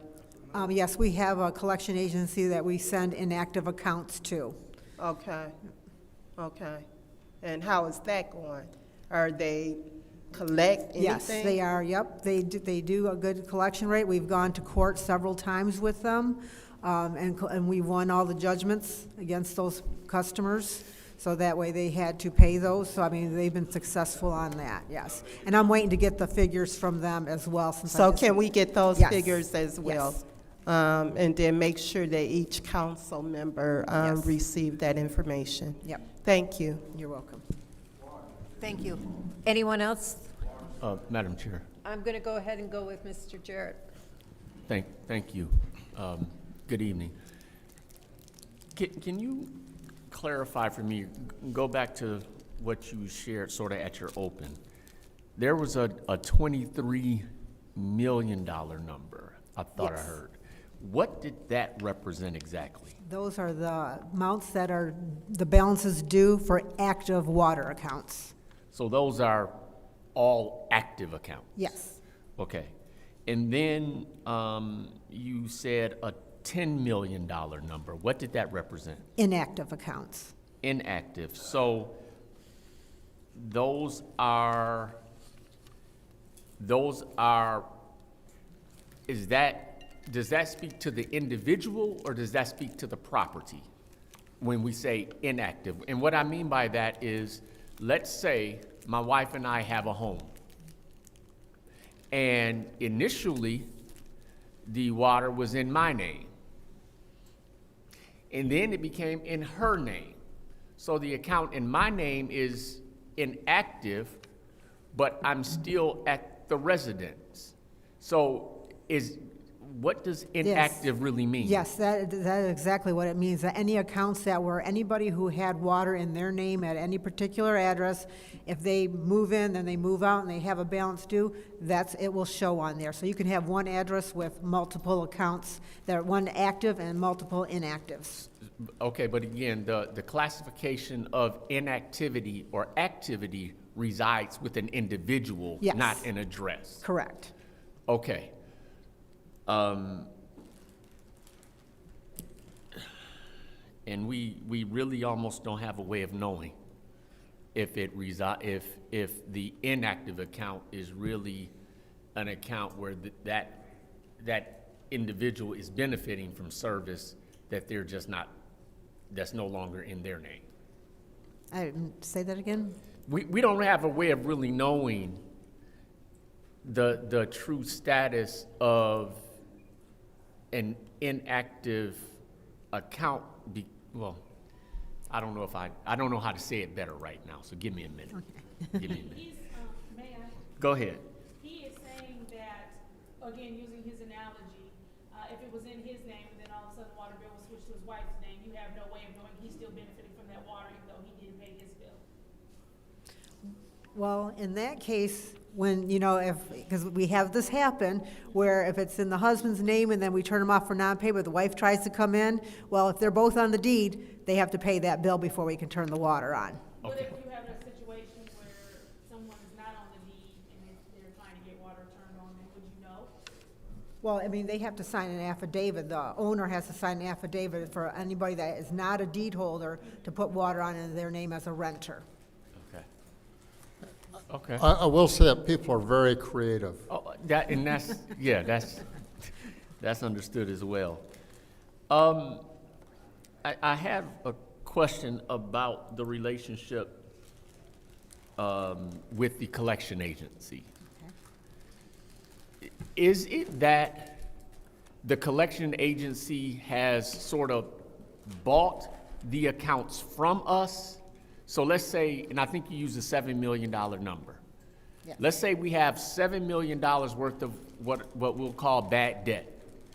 Are we selling that to the collection agency at a discount and now it's theirs and they collect whatever they collect? Wow. Or are they working as an agent for us? Yeah, they're working as an agent. Okay, so as an agent, do they have the authority to negotiate? Well, no, I mean, what they'll do is if someone says, say there's an $800 bill, that they have, and then someone will ask, and, I want to pay a certain amount, they will contact us and we'll tell them the minimum amount we will take. Okay, so they don't have authority to approve negotiation? No, okay. But they can make payment arrangements with them. Okay. Because we just had a lady this morning who, was trying to apply for water service, but she had to go to the collection agency, make arrangements, and then they send that information to us, so then that way she can get water turned back on. All right. At a different address. So with the agency that we're working with now, we're contracted with now, do they get a percentage or a flat rate? Percentage. A percentage, okay. Okay. I think I'll yield there and open the floor. Mr. Alamin? Thank you, Madam Chair. To the speaker, the world and society is going towards, technology, AI, things like that, solar. what role can green infrastructure play in reducing the overall water demand and our rates? And is that something we are exploring to more green technology? I don't know that we've used AI for that. We do try to use the systems to make us more efficient in how we operate and do things, but we really haven't integrated AI into the operation at this point. Or even not necessarily just AI, but like just solar, green energy, and those other things that can reduce the cost of water rates and so forth. Are you guys exploring or working with some agencies, environmental agencies or anything? Our water supply comes from GLEWA, and they're the ones that make and process the water. We don't really get involved in the treatment of the water. I think that's something definitely we should explore. When you start looking at like solar and things like that, that could be a way of cutting costs for residents as well as the city. I definitely want to highly recommend potentially doing that. And how can we create like a sliding scale for water rates, like a bargaining on income type of usage for, especially for our low income to no income residents? I know that a few years past that they had tried to do something like that, because I know Detroit was doing something like that, but I don't know where it went to, how far they got with that. I know that they did discuss it, but I've never, like I said, that's probably 4 or 5 years ago when I heard that. RL, please. And then my last question is kind of similar to what my colleagues have mentioned. Like, if you are an entrepreneur and you purchase properties and things in the community, what a lot of people run into is that if somebody left the water bill at that residence and whoever purchased that property, they're left with taking care of that bill. Is there some discussion does there need to be discussion about how can we address that? Because if you got people that's willing to invest into our community, especially our neighborhoods that's been hit kind of hard, but then you get hit with a $2,000-$3,000 water bill that's not even yours, that's discouraging. How can we, or is there some things we could do to address that? Well, I believe that the mayor had a workshop just recently for people who were trying to buy homes, because the thing that we come across almost daily is that people buy a home without benefit of, going through a title company and getting title insurance, because if you did that, then they are obligated to go through and find all the bills that are owing, and when they don't do that, then that's when they get surprised when they come in, apply for water service, that there's a water bill owing. So that's something that, I really would like, anyone who's interested in buying a home is to, get the title insurance, so that way they can find out everything that is owing on the property, not only from, the city, but any other, bank loans or whatever that could possibly be on that property. We could come across that every day. Yeah, that's a good point. Sometimes, though, we do run into it. Just recently, I had a resident of mine who was inherited. Her grandmother had passed and left the home, and she's not, super well off or so forth, and so couldn't get a title clearance and things like that to know that information. Is there going to be any more discussions or workshops around that, or something like that being planned to educate the public a little more about that? I have not heard, but I can find out, because I think those things are helpful. Because we have a lot of people that, like you said, inherit homes, and they've never owned a home, so they need that help as well of everything that goes into owning a home. So. Absolutely. All right. Thank you. I yield. Thank you. We have 3 minutes left. Is there anyone else? Anyone else? Okay. Well, thank you very much for your information. You've been very big help, Amanda and Mr. Moore. Phil, I appreciate it. And this is going to be an ongoing discussion, and I will close out this discussion item. There's a motion to adjourn, and by the 7th Ward, supported by the gentleman in the 1st Ward. Roll call, please.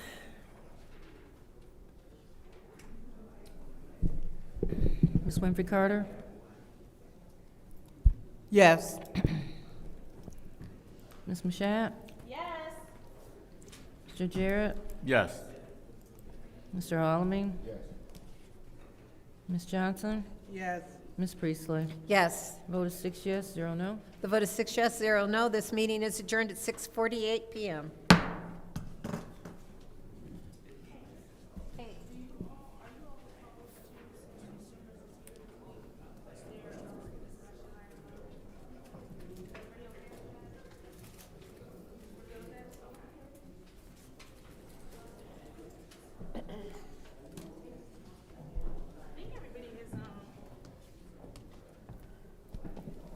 Where do we want to move it up to? After public comment? So after council response? Yeah. Okay. Before resolutions.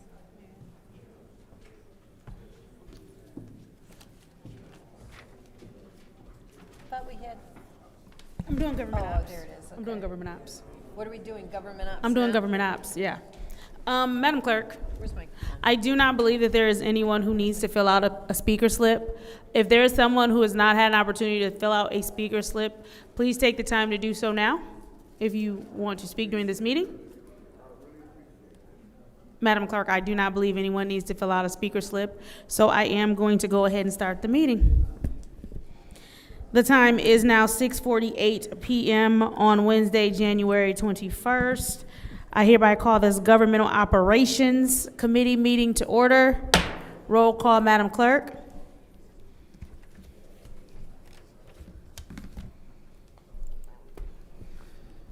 Mr. Alamin?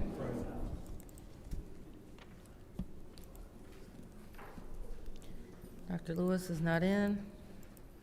Ms. Johnson? Present. Ms. Priestley? Present. Ms. Winfrey Carter? Present. Ms. Burns is not in. Ms. Mashat?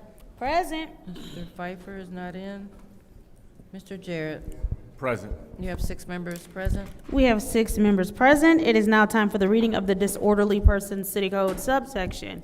Any person that persists in disrupting this meeting will be in violation of Flint City Code Section 31-10, disorderly conduct, assault and battery, disorderly persons, and will be subject to arrest for a misdemeanor. Any person who prevents the peaceful and orderly conduct of any meeting will be given 1 warning. If they persist in disrupting the meeting, that individual will be subject to arrest. Violators will be removed from the meeting. Are there any requests for agenda changes and or additions? I would like to make a change to the agenda. I would like to move both of our special order discussion items to after council response, and I will order without objection if there aren't any. So it is ordered without objection. Moving on, are there any other changes? Seeing as how there are none, it is now time for public comment. Members of the public who wish to address the city council or its committees must register before the meeting begins. A box was placed at the entrance to the council chambers for collection of registrations. No additional speakers or slips will be accepted after the meeting begins. Members of the public shall have no more than 3 minutes per speaker during public comment, with only 1 speaking opportunity per speaker. First public speaker, Madam Clerk. First speaker is R.L. Mitchell.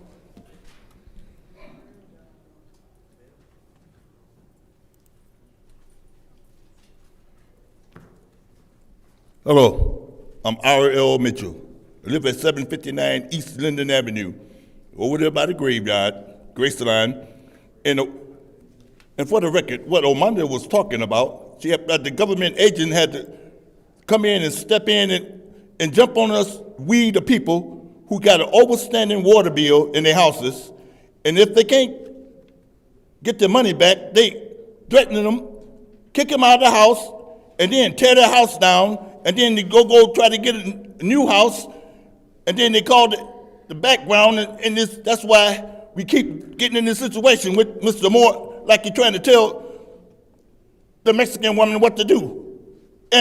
Well, anyway, like I say, I lived on Milton Street for 15 years, and I didn't know I lived that long. It was a water leak in my basement. It ran all them 15 years, and that's why I figured that's why I got black mold around the walls down there, and they said, Mr. Mitchell, you can't live in your house no more. They didn't tell me till I had to go get another house, a bigger house and better than that one. But they said people say ain't never had no home training about insurance and all that. I mean, water, like she was explaining a few minutes ago. But Even when I got married on 501 Old Laredo Street, a woman and her husband gave me a whole house, insurance and the deeds and everything. But my wife disappeared when I come home from work one day. Half of the furniture was gone, and I was just finna build a fence around it and come to pay the taxes. They say, "You about 1 minute late, sir. You ain't got no money on this property." And I've been homeless ever since. That's what's going on in Flint. But I'm saying to you today, you people's gonna pay me back all that money on the houses and stuff. Whoever y'all is, landlords and slum landlords. Every time I get settled, think I'm settled, you don't jump on me directly, you jump on my payee. My payee calls up paying the water bill. It's also you grown man, but it's automatic come out of my check and pay the pay. They be like now, somebody put a well check on me about 3 weeks ago, and the people say, "Hey, you got a caseworker? Why don't you use a caseworker? That's what they for. They can do." And when she said that, I ain't do. They can come in you. They say, "How you living, sir?" I got a brand new house, and they be asking me how they want to come in and check me. They said, that's why people's in Flint and getting them outside agency and jumping on me like they doing our president, taking over Greenland. Now the House of Lords going to attack our president, and he going to do what he supposed to do. And Diane Boyce, the Prince of Wales, who you make the will? You going to get what you drunken Canada. Thank nerd, you. Grand Next Black public nerd. speaker, Madam Take Clerk. that, America. Take that.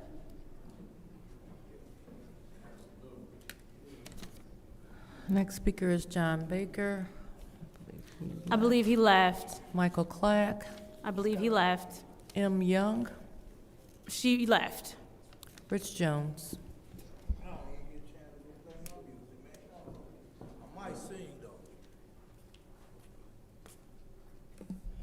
How y'all doing today? I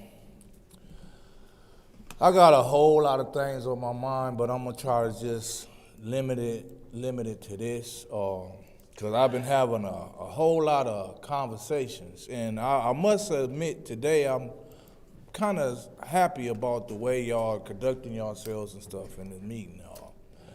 You know, people be calling me up and they be trying to point out the differences and the negative things about the council, and I'm like, hold on, bro. I think this could be a very good council. They like, what the hell is you talking about? How can this council be good? I said, because there's so much division between them that if they put the citizens first and stop worrying about what they don't like about each other or what problem they have or whatever going on that's negative, because that's what's wrong with our city. We always communicate on what's negative, what we don't like about somebody, what somebody ain't doing, what somebody done wrong. And then in the same voice, when that person do something right, you can't even say, man, good job. You ignore the fact that they do stuff. And then, and it's not dealing with y'all, but this is just our city in general. When people are trying to do something good, if you're not going to support what they're doing good, that's all right. But damn it, don't try to stop it from happening.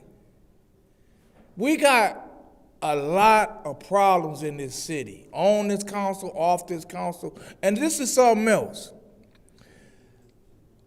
Every seat is up in Flint, Michigan. You got your county commission seats, you got your council seats, you got your mayor seats, you got your state rep seat, you got your senate seats, you got school board seats. We need to look at everything, and all I'm asking for the city council, because we have issues as citizens that y'all can only address as citizens. We ask y'all to address them with us. Like Rayvon, for example. We ask y'all to stand with us when we stand up against somebody coming in here and shooting a young black man in the back. We ask y'all to have a conversation saying that he was shot in the back. I want to phrase off of the fact that Mr. Swanson, who's running for sheriff, he stated about people not being shot in the back. Thank you. Thank y'all very much. Ran out of time. Next public speaker, Madam Clerk. Next speaker is Tanya Jones. I believe she left. Dion Freeman.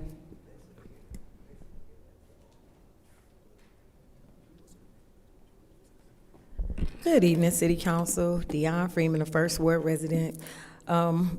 My statements are pretty much from the last meeting, and I apologize I didn't get my slip in on time. It was about recast.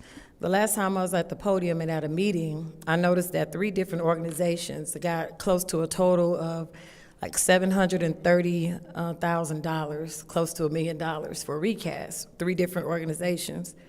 So seeing another $100,000 on the agenda going to recast is causing me to ask or question a whole lot about what is recast actually doing for the city besides having workshops?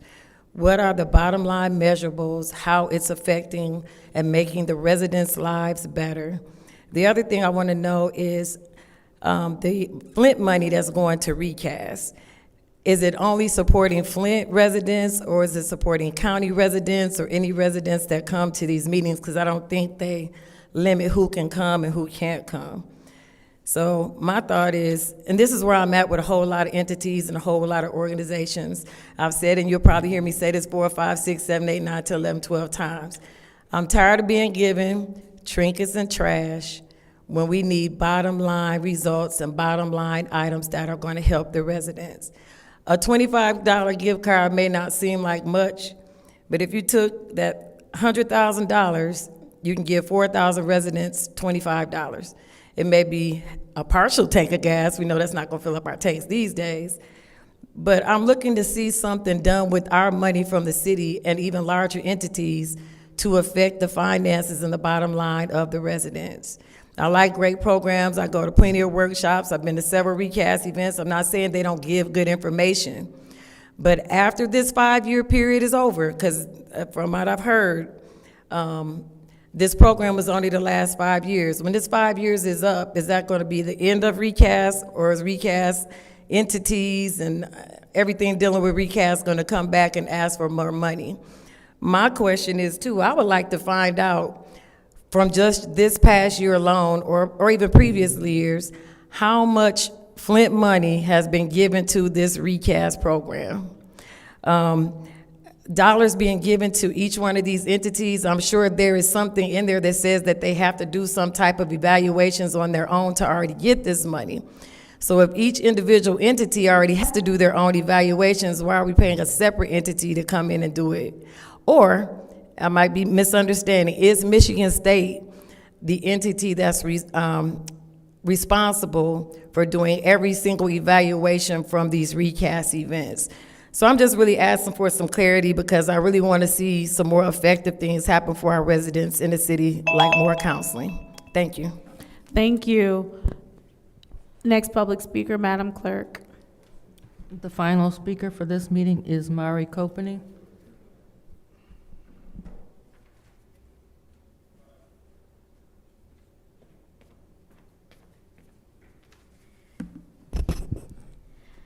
A few things tonight. First, it's dangerously cold and our homeless population is extremely vulnerable. Last week, we had a homeless man freeze to death inside of an abandoned building over on Ballinger.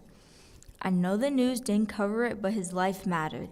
With the downsizing of capacity at the homeless shelters and warming center, I am afraid we are going to see another human freeze to death here. There are several people who are working in the community to try to help our homeless population, but when it's cold, we need to make sure they have access to safe shelter. Next, it's disappointing to see what our community has no plan for when ICE ramps up their activity here. We have a huge Hispanic community that are going to be targeted and harassed if current tactics we are seeing across the country are implemented here. I know Dr. Lewis attended the immigrants' rights training. Maybe collaborate with her on how the city can protect the residents. Last week, Chef Baker brought to your attention the terrible food quality in the few local grocery stores. Let's start with Mr. B's in the Landmark in the First Ward and the Fresh Church in the Fourth Ward.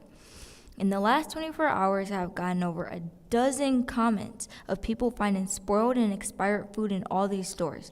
Access to safe and expired food should be the bare minimum for our community. I know at least one of you is working on that, but this is an issue that affects our entire city, so I expect all of you to help figure out how to make sure these stores aren't selling us garbage. And to the councilman in the First Ward, since you keep on reiterating that you have never met me, hi, I'm Mari Kopany. I've been a clean water activist since I've been 8 years old. My letter convinced President Obama to come to Flint, which led to me having a huge platform. I used that platform to advocate for clean water, not only for Flint, but for my entire community. I also use my platform to better my community through the events I throw for local kids. In the past 10 years, I've helped over 40,000 kids with zero hope for local leadership. So please, do your job. Wow! Yeah, First Ward, Councilman. Thank you. Next public speaker, Madam Clerk. That was the last speaker. Thank you. Seeing as how that was the last public speaker, it is now time for council response. Council members may respond once to all public speakers, only after public speakers have spoken. An individual council member's response shall be limited to 2 minutes. Is there anyone who wishes to speak during council response? I got something to say. Councilwoman Winfrey Carter, you have the floor. I love it. Thank you, Madam Chair. I love it when our young people come to council meetings. They are engaged in the process, you know, and they get up to the podium and they speak. I just love it. Little Miss Flint and your sister, thank you guys for always showing up. Thank you. This is good for you. You're learning about civic engagement. Hopefully, when you get older, you know, start priming yourself to be able to work, run for, you know, any type of elected official position. If you're running in school for your for your, what do you call it, student council, you know, that would be good. This is a good start, and thank you for coming. And thank all of the other residents for being here, and I see some representatives from Consumers Energy. Thank you guys for being here. Thank you. Is there anyone else who wishes to speak during council response?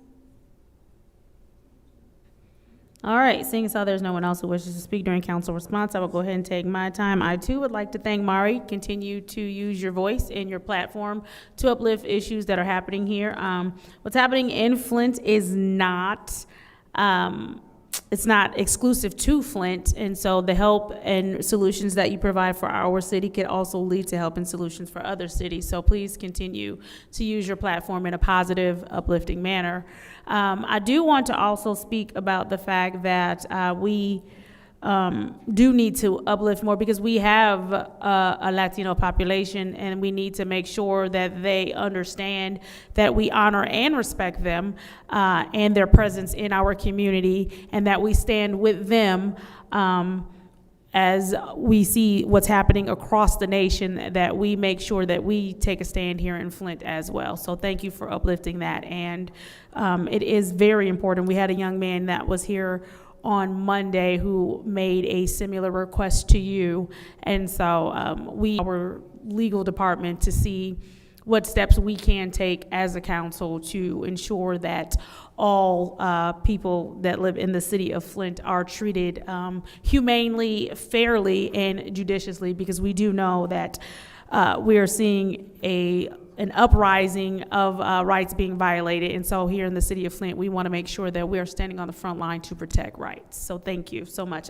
With that said, I'm speaking. It is now time for our special order, discussion items. We will start with discussion item 250431-T, which is the discussion item for the administrative the decision as a body to not put this on here every meeting, simply because there will not be updates every meeting. Sometimes these things are not available. We did have a big ask for him.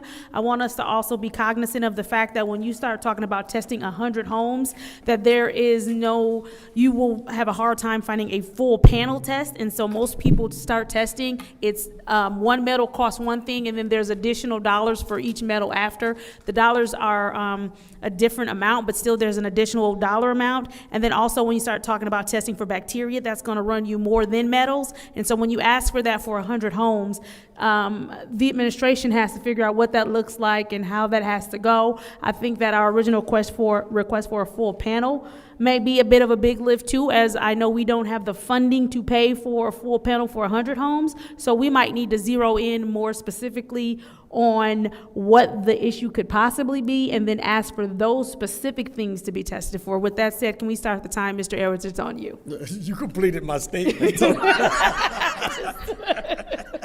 That's spot on. That's all I came here to say, is that after making the phone calls and talking with the various companies, that's what I concluded out of it, is that they charge based on what they're testing for. Yes. So you got to tell them what they're testing for, and your order doesn't really specify that. They don't deal in such things as full panel, a full water panel. They don't know what that is. Yep. They want to know, what elements do you want them to test for? And so I'll tell them it can be up to 100, even more. But I got to tell them what elements am I looking for, and then they'll test for that. So that's really up to the community or people who had the complaint and wanted the water tested. Then I need to know, from this body, exactly what do you want me to test for, and then I can go ahead and get that situated, and they can do what is necessary at that point. But that's something you'd have to give me the information as to what you want done, and then I'll make sure that it gets done. Absolutely. Before I take time, is there anyone who would like the floor?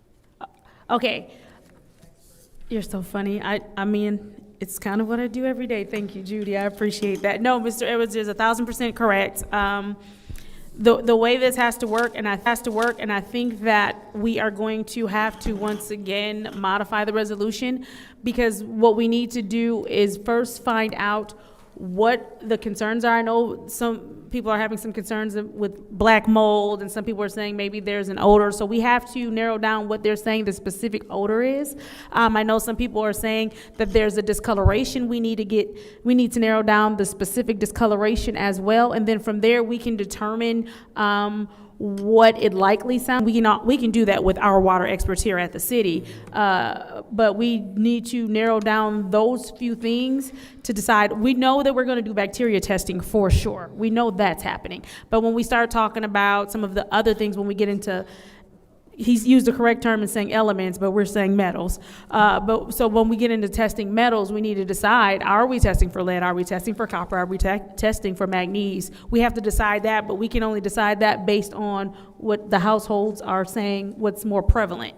And so if you're going to do that for 100 households, just know your first metal is going to cost you one thing, and then your next metals are additionally probably going to be $10 after that for however many metals, and you're going to have to multiply that by 100. And then bacteria testing has its own cost as well, which costs more than testing for metals, and you're going to have to multiply that number by 100 as well.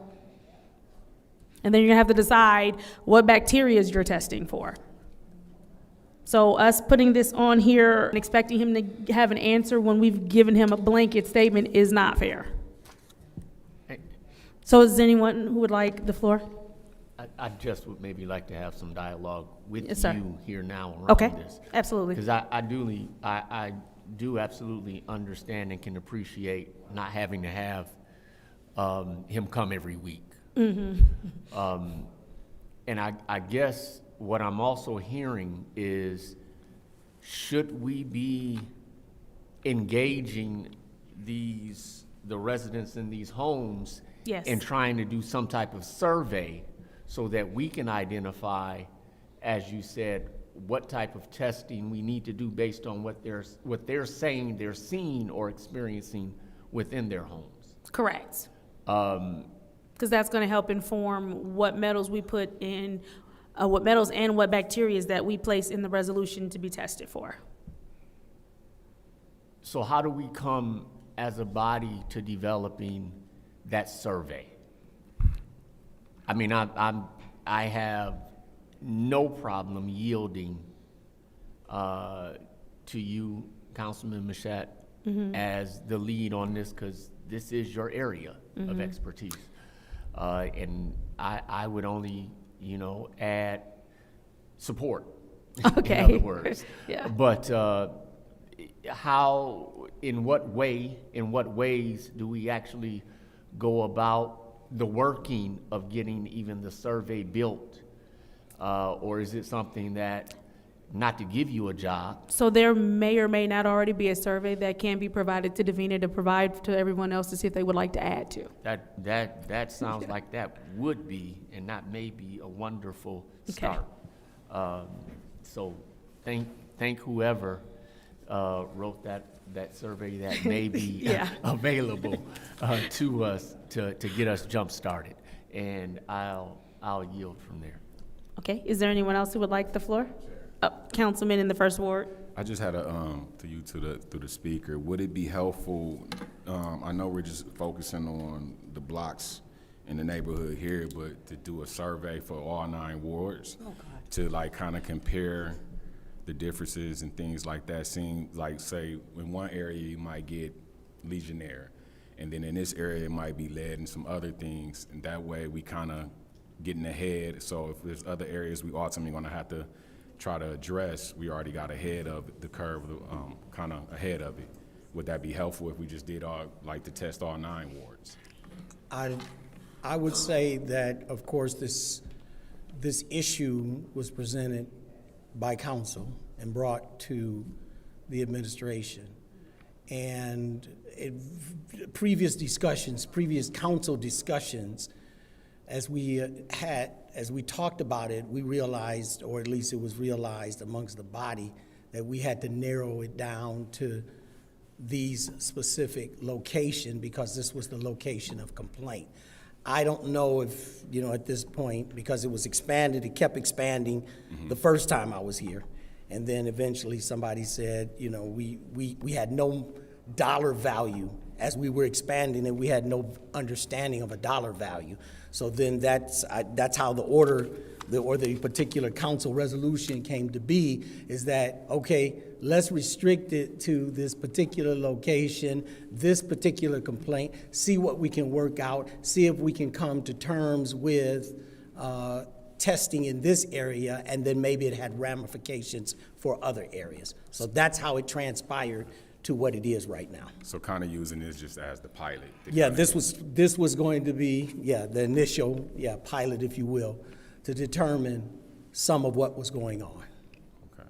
But I'm just saying, just far as like a survey, not necessarily saying we finna go in and do the work because, it's funding and things like that, and using it still as the pilot, but taking that survey that we're talking about putting together and addressing all 9 wards. So once we get past this and address this issue, if we need to go into the other wards, we're already kind of ahead of the curve of what we need to be looking out for and just going at the dollars and things like that to do it. I would say, that's the discussion about the survey. I'm not sure who will be the operators of this aspect, but I'm saying if you're talking about the administration, then we have other issues then we got to consider as part of that process.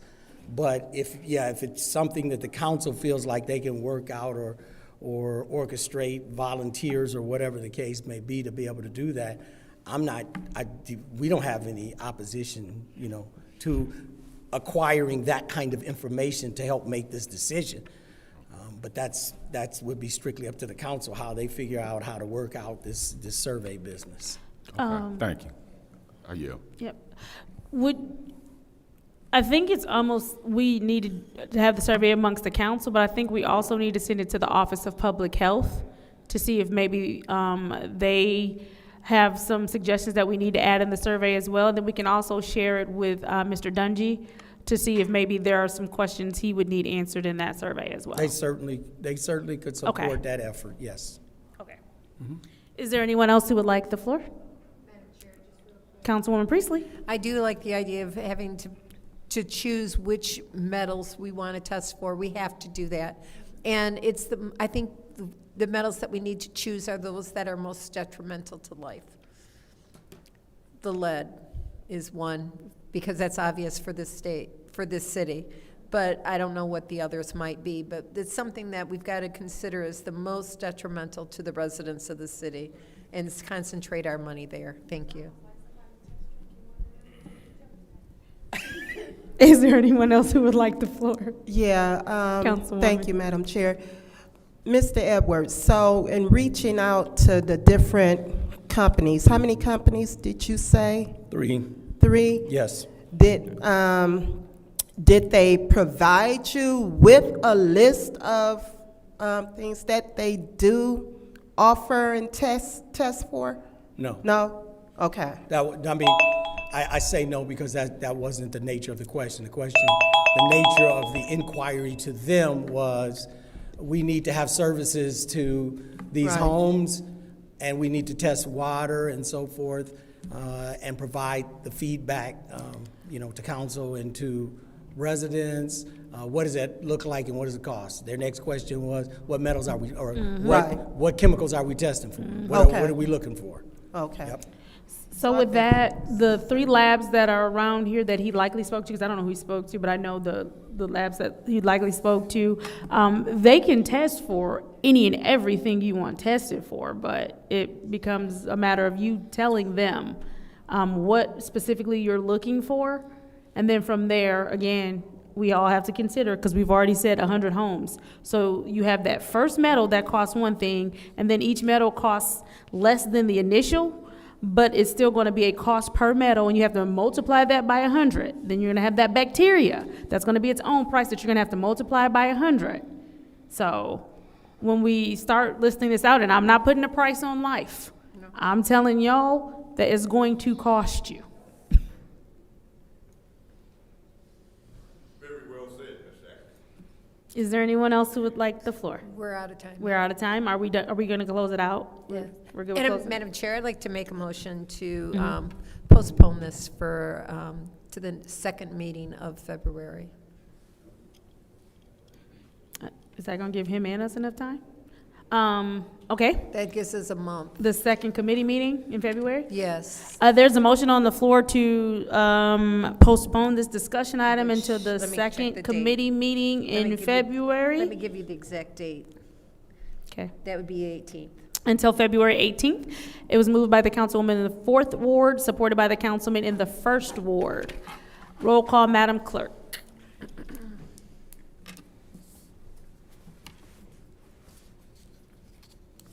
Mr. Alamin? Dr. Lewis is not in. Ms. Johnson? Yes. Ms. Priestley? Yes. Ms. Winfrey Carter? Yes. Ms. Burns is not in. Mr. Schapp? Yes. Mr. Pfeiffer is not in. Mr. Jarrett?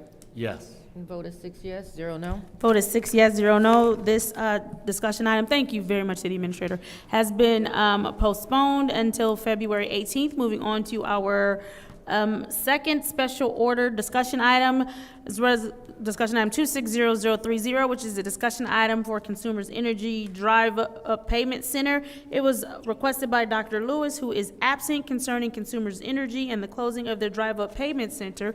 We'll go ahead and start this with 15 minutes, because we do have representatives from Consumers Energy present, and I believe that the wording in the discussion item, if you could join us at the lectern, please. I believe the wording in the discussion item is as such, as just to inform us about the closing of the Drive Up Center and what that means for residents and how it will be accessible and what are some options. So we'll go ahead and turn it over to our representatives. If you could please introduce yourselves. Absolutely. Thank you, Raphael Turner. I'm the Community Affairs Manager for Consumers Energy. And Kyle McCree, Director of Community Affairs, Consumers Energy. Okay, so first of all, I'd just like to say good evening to the council members of Flint City Council. Thank you for allowing me and us to be here this evening and speak to you for a few moments about these changes. Again, my name is Raphael Turner. I serve as Community Affairs Manager. I cover Genesee County and Shiawassee County as well. And I wanted to start off by saying that we understand the importance of payment access for our customers, especially in a community like ours. I'm a Flintstone, born and raised in Flint, have been in the area for most of my life and raised my family in this community. So any changes that affect how people pay their bills deserves our explanation, transparency, and care. And I'm happy to be here before you today to give it.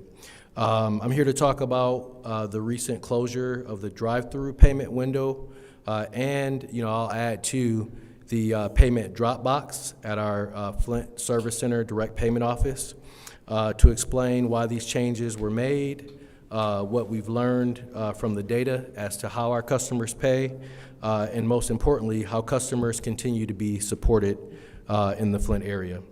Across the utility, one note I will start off with, that across the utility industry and really across many business sectors of all kind, direct in-person payment offices are really becoming obsolete when you look at the data as to how people pay. Consumers Energy is actually an outlier in this space. We are the only utility of our scale in the state of Michigan currently, and possibly one of only a handful in the country that still offer any type of direct payment office at all. So just wanted to lift that point. The reason for the shift is not about us walking away from customers, but it's about how customers are choosing to pay. So when we look at our system-wide payments, less than 1% of all customers make payments by coming into a direct payment office. Here in Flint specifically, we have seen a decline of 55% in foot traffic since 2019, and less than 10% of those customers who visit the service center were using the drive-through payment option. These numbers told us that while the service still existed, very few customers were relying on it as their method of payment. I'd like to talk briefly about the drop box, which has been closed, or the drop box for payments, which was removed in May of 2025. Drop box payments often created challenges for our customers. Payments left on a Friday night, for example, might not have been collected or processed until a Monday morning, leading to delays and frustrations for our customers. We also frequently found like cash left in the drop boxes, and sometimes that cash was even separated from the envelopes that they were placed in, which created a real security risk, not only to the payment itself, but also to our customers when they were approaching the drop box to sometimes, again, which we advised against, to put cash in a drop box. Simply put, it was no longer safe or a reliable way to pay. And so again, that drop box was removed with very little, if any. I'm the community affairs manager. I've represented this area going on 5 years, and did not receive any direct pushback from the drop box being removed back in May. Now going to the drive-through window, which presents its own sets of challenges. Communication was limited. Customer validation was very difficult, as our employees could hear the customers, but they could not see the customers when it came down to verification of identification for a customer account. By contrast, in our lobby payment, which allows clearer communication, better verification, and more meaningful engagement with our customers, and that is simply the focus of my role is external customer engagement, and so we really want to have those touch points and meaningful engagements with our customers. But I want to make very clear at this point, walk-in payments are still accepted at the Flint Direct Payment Office, and the facility has been updated in recent years to be fully ADA compliant for those who are coming in to engage with the customer service representative at our direct payment office. Beyond that, customers today have more ways to pay than ever, many of which are faster, safer, and more convenient. And, quite frankly, customers are voting when we collect this data. They're voting with how they choose to pay. And I'll give you a few examples of, what's overtaken, walk-up or direct payment centers or drive-through centers or drop boxes by over 99% of our customers using these other methods. And those methods, that have no fees are by paying online, which is number one, followed by payment directly to Consumers Energy using our automated phone system, our 24/7 phone system. There's no additional fees for those when customers are paying direct. We also see authorized payment agencies. Number one, used locally at Walmart, which offers extended hours, including nights and weekends, with real-time payment posting. So when the customer pays at one of our direct authorized payment agency, that payment is posted directly to their payment. Like I said, a Walmart, which is a widely used payment posting method, the only additional fee to that is $1.50 to pay per se at a Walmart. We've also looked at data around for our unbanked or underbanked customers. PayPal allows cash to be loaded at local, convenience areas like a CVS or even a 7-Eleven that can be used to streamline payments. We've also have banking partners who have, warm transfers to live assistance that we're beginning to use. And we started this year in our lobby to have our customer service representatives in our lobby to assist the customers, again, at 1%, to help them move into the digital space of downloading our payment app and also learning about other digital payment options, again, which allows much more engagement with our customers. We still have face-to-face. We have our direct payment center there, but there's also many digital options which customers have been moving to in most recent years. So, what's important for us is not just how customers pay, but how we're able to support them. Moving away from drop boxes, drive-through payments allows us to improve security, apply payments faster, reduce errors, and create more opportunities for education and engagement and meaningful interactions with our customers. So, as I conclude, I would say at Consumers Energy, we are committed to being focused on customer first, to delivering a world-class performance with hometown service, and to making sure Flint customers are not left behind as payment systems continue to evolve. These changes were made with great care, consideration, and long thought and deliberation as we looked forward to and assess the long-term safety and experiences with our customers in mind. So with that, I thank you for this time this evening, and thank you for the continued partnership with the City of Flint. Thank you. Thank you for your presentation. If you would please just stay with us for a second here. Is there anyone who wishes to have the floor during this discussion item? Madam Chair, I want to thank you very much for all your statistics that you provided us. It's, I know in the past, I used to go up and pay my bill at Consumers, especially when I was going through some hard times, and that was very convenient for me.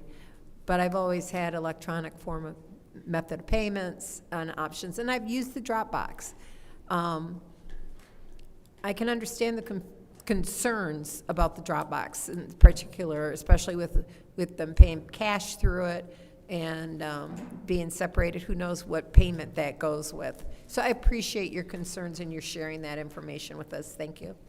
Yep, absolutely. Yeah, thank you for that. And I'll just share a quick story. I grew up, our first home was in the Evergreen Valley neighborhood, not too far from where the payment center was. My first interaction with Consumers Energy, before coming to the company years later, was going with my grandmother, right, through the drive-up payment center. I mean, I understand the social aspect of customers coming there to convene, seeing neighbors, paying, and that was just the way that it used to be done years ago.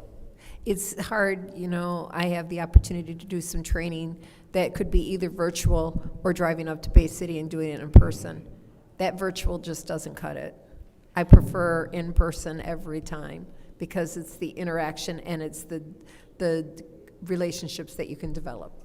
So, thank you. Absolutely. So we understand the customer's affinity to, to the space, but it's just not being utilized in that way because people are just transitioning to digital methods and other methods of payment that are much more convenient and, get it post directly to the account.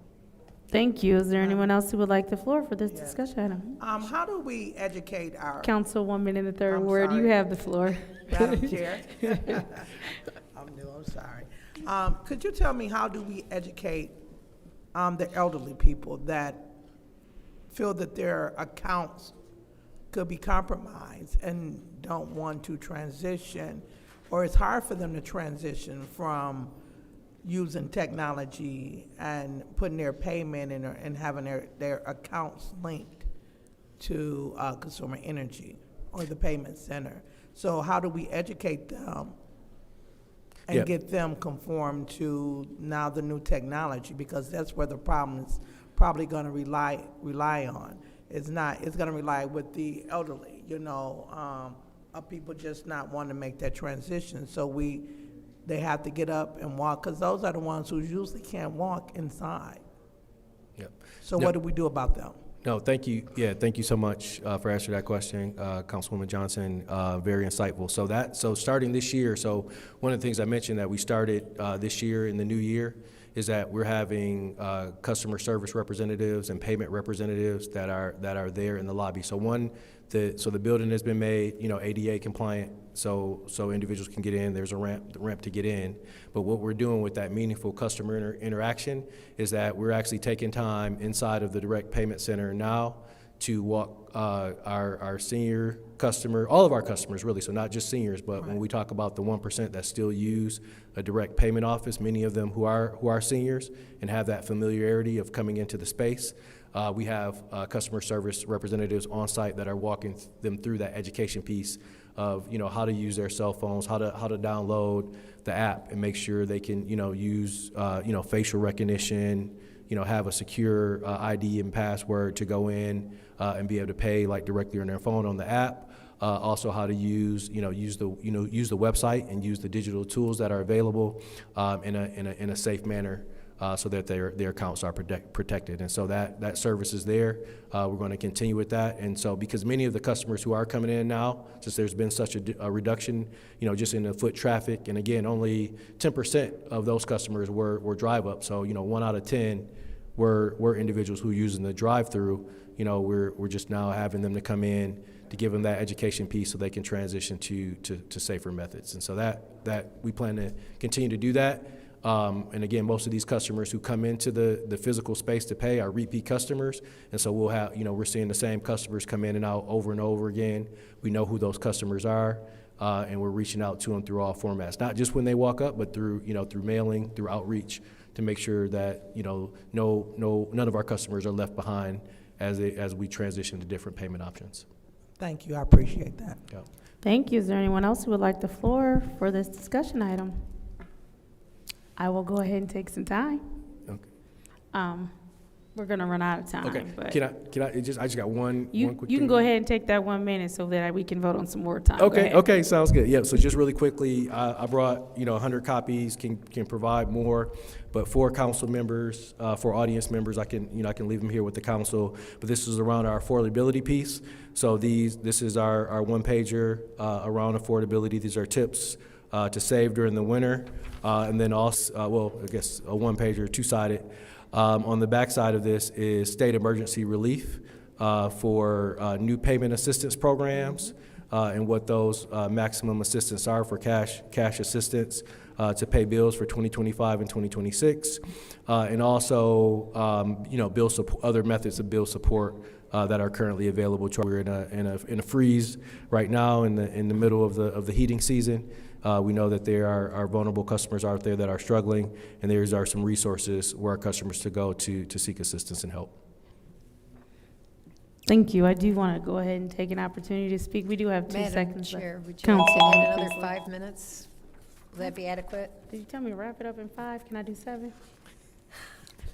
Make a motion to add 10 minutes discussion. I know her too well. She has That's no some faith. inflation right I have there. no faith in her. She has no faith in me to be able to wrap it up in 7. There's a motion on the floor to add 10 more minutes. Is there support? Moved and properly supported by the councilman in the first ward. Roll call, Madam Clerk. Dr. Lewis is not in. Ms. Johnson? Yes. Ms. Priestley? Yes. Ms. Winfrey Carter? Yes. Ms. Burns is not in. Ms. Mashat? Yes. Mr. Pfeiffer is not in. Mr. Jarrett? Yes. Mr. Alamin? Yes. The vote is 6 yes, 0 no. The vote is 6 yes, 0 no. We will add 10 more minutes to this discussion item. I will go ahead and take my time. I'm gonna try to wrap it up in 7 just because.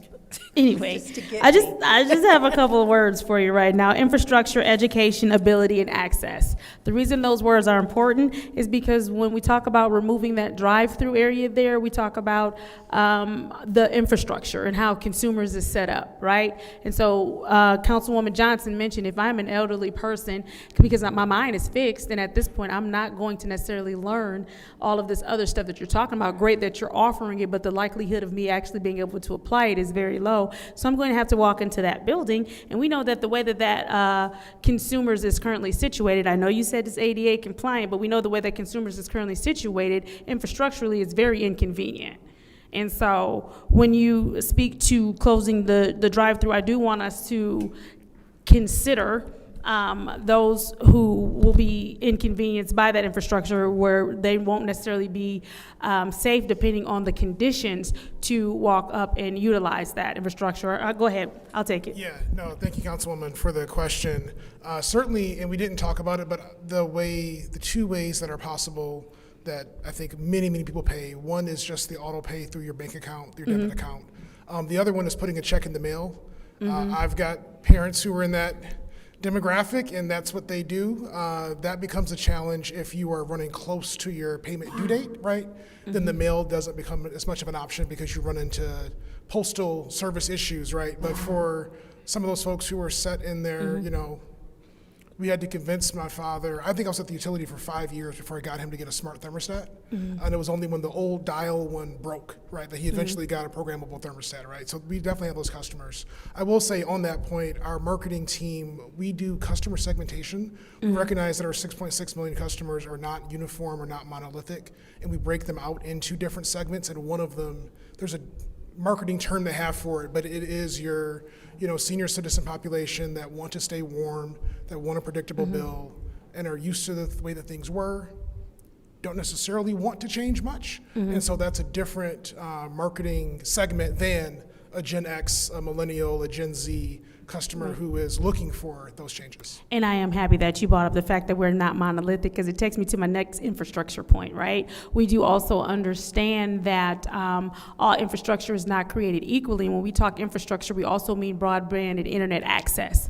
And so when we start talking about people being able to pay online or use certain methods that require internet access or adequate internet access, we do know that Flint is one of those areas where infrastructurally our internet access is not up to par with some of the other places. And so when you look at people who may not have access to the internet to pay their bills, and I know a lot of times people think, well, people do a lot of things on their phone. Again, that leads me back to the word ability, right? Because some older people might not have the ability to do anything other than dial. Most of them might not even want that smartphone. Excuse me, seniors. I did not mean to say old people. Seniors may not have the ability to do anything or care to learn anything beyond, using their phone just to dial out a number, because most people are being forced into smart technology when they probably would have preferred their flip phone. And so the reason I am really zeroing in on this is because, again, like you said, we're not monolithic, but it sounds like we're doing a little box cutting here, right? So we're saying this is what we do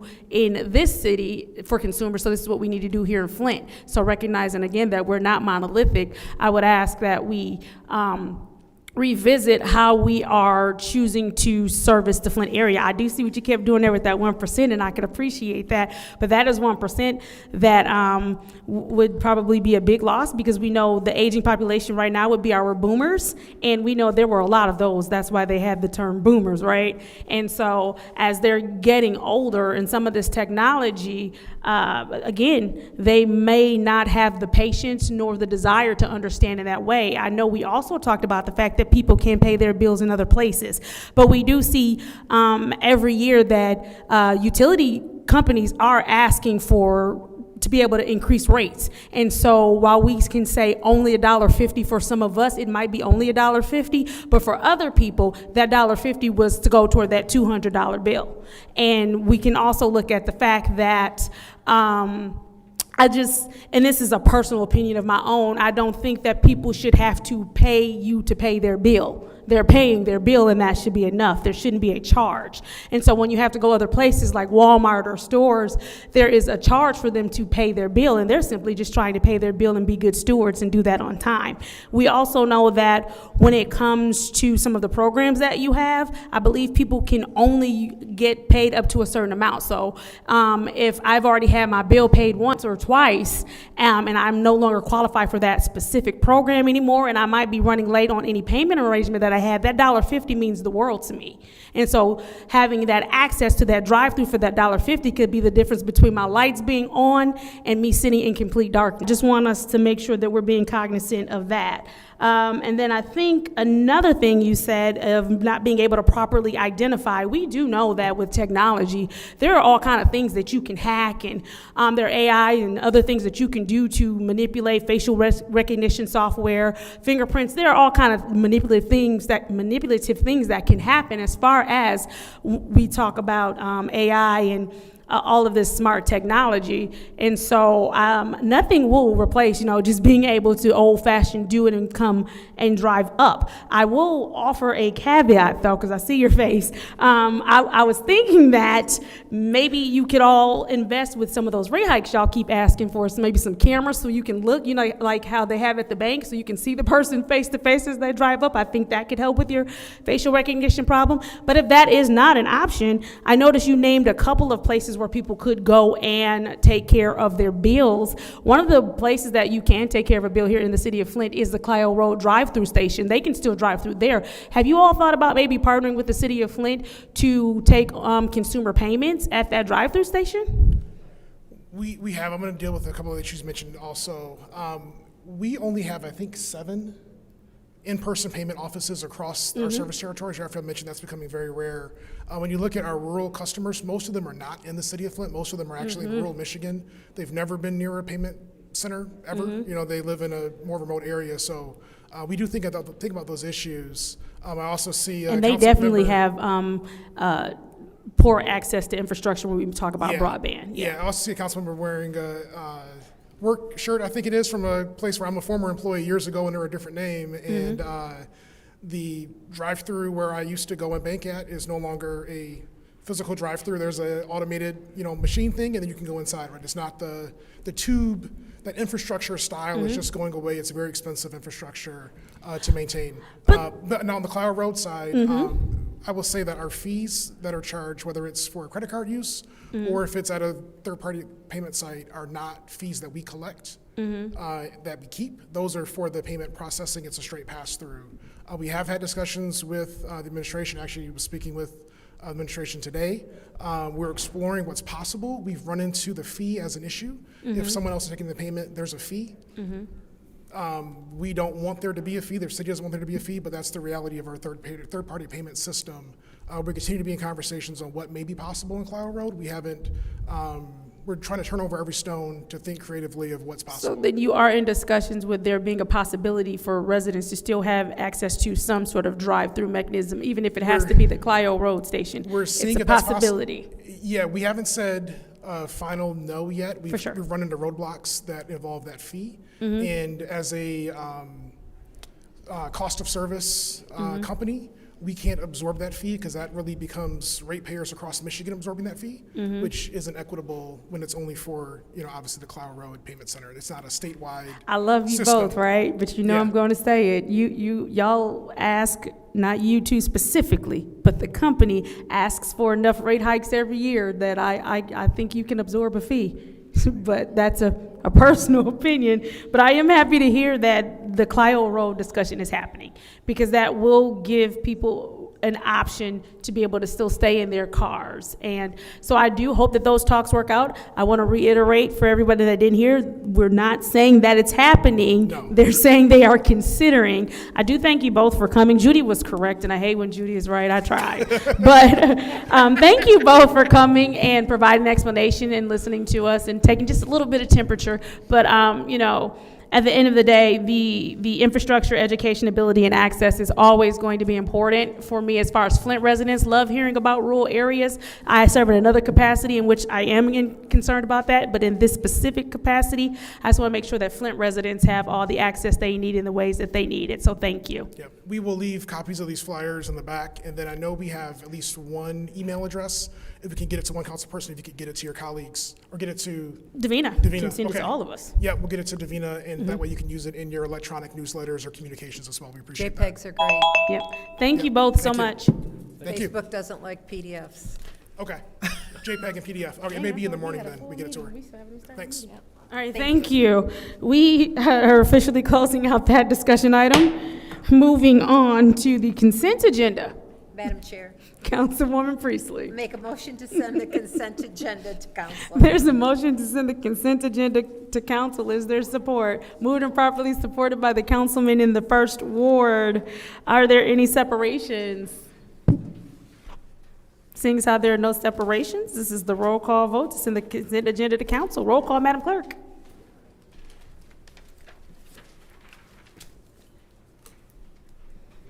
Ms. Johnson? Yes. Ms. Priestley? Yes. Ms. Winfrey Carter? Yes. Ms. Burns is absent. Ms. Mashat? Yes. Mr. Pfeiffer is absent. Mr. Jarrett? Yes. Mr. Al-Alamin? Yes. Dr. Lewis is absent. The vote is 6 yes, 0 no. The vote is 6 yes, 0 no. The consent agenda has been sent to council. Motion to adjourn. There's a motion to adjourn by Councilwoman Priestley. Is there support? Supported by Councilman Al-Alamin. Roll call, Madam Clerk. Ms. Priestley? Yes. Ms. Winfrey Carter? Yes. Ms. Burns is absent. Ms. Mashat? Yes. Mr. Pfeiffer is absent. Mr. Jarrett? Yes. Mr. Al-Alamin? Dr. Lewis is absent. Ms. Johnson? Yes. The vote is 6 yes, 0 no. The vote is 6 yes, 0 no. The time is 7:50 p.m., Wednesday, January 21st. I hereby adjourn this Government Operations Committee meeting.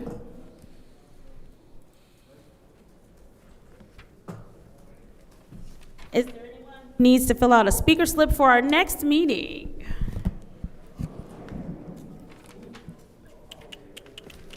Is he filling out a slip or is he leaving? Oh, Send it. all right. Madam Clerk, we'll go ahead and start, seeing as how there is no one who wants to fill out a speaker slip. The time is now 7:51 p.m.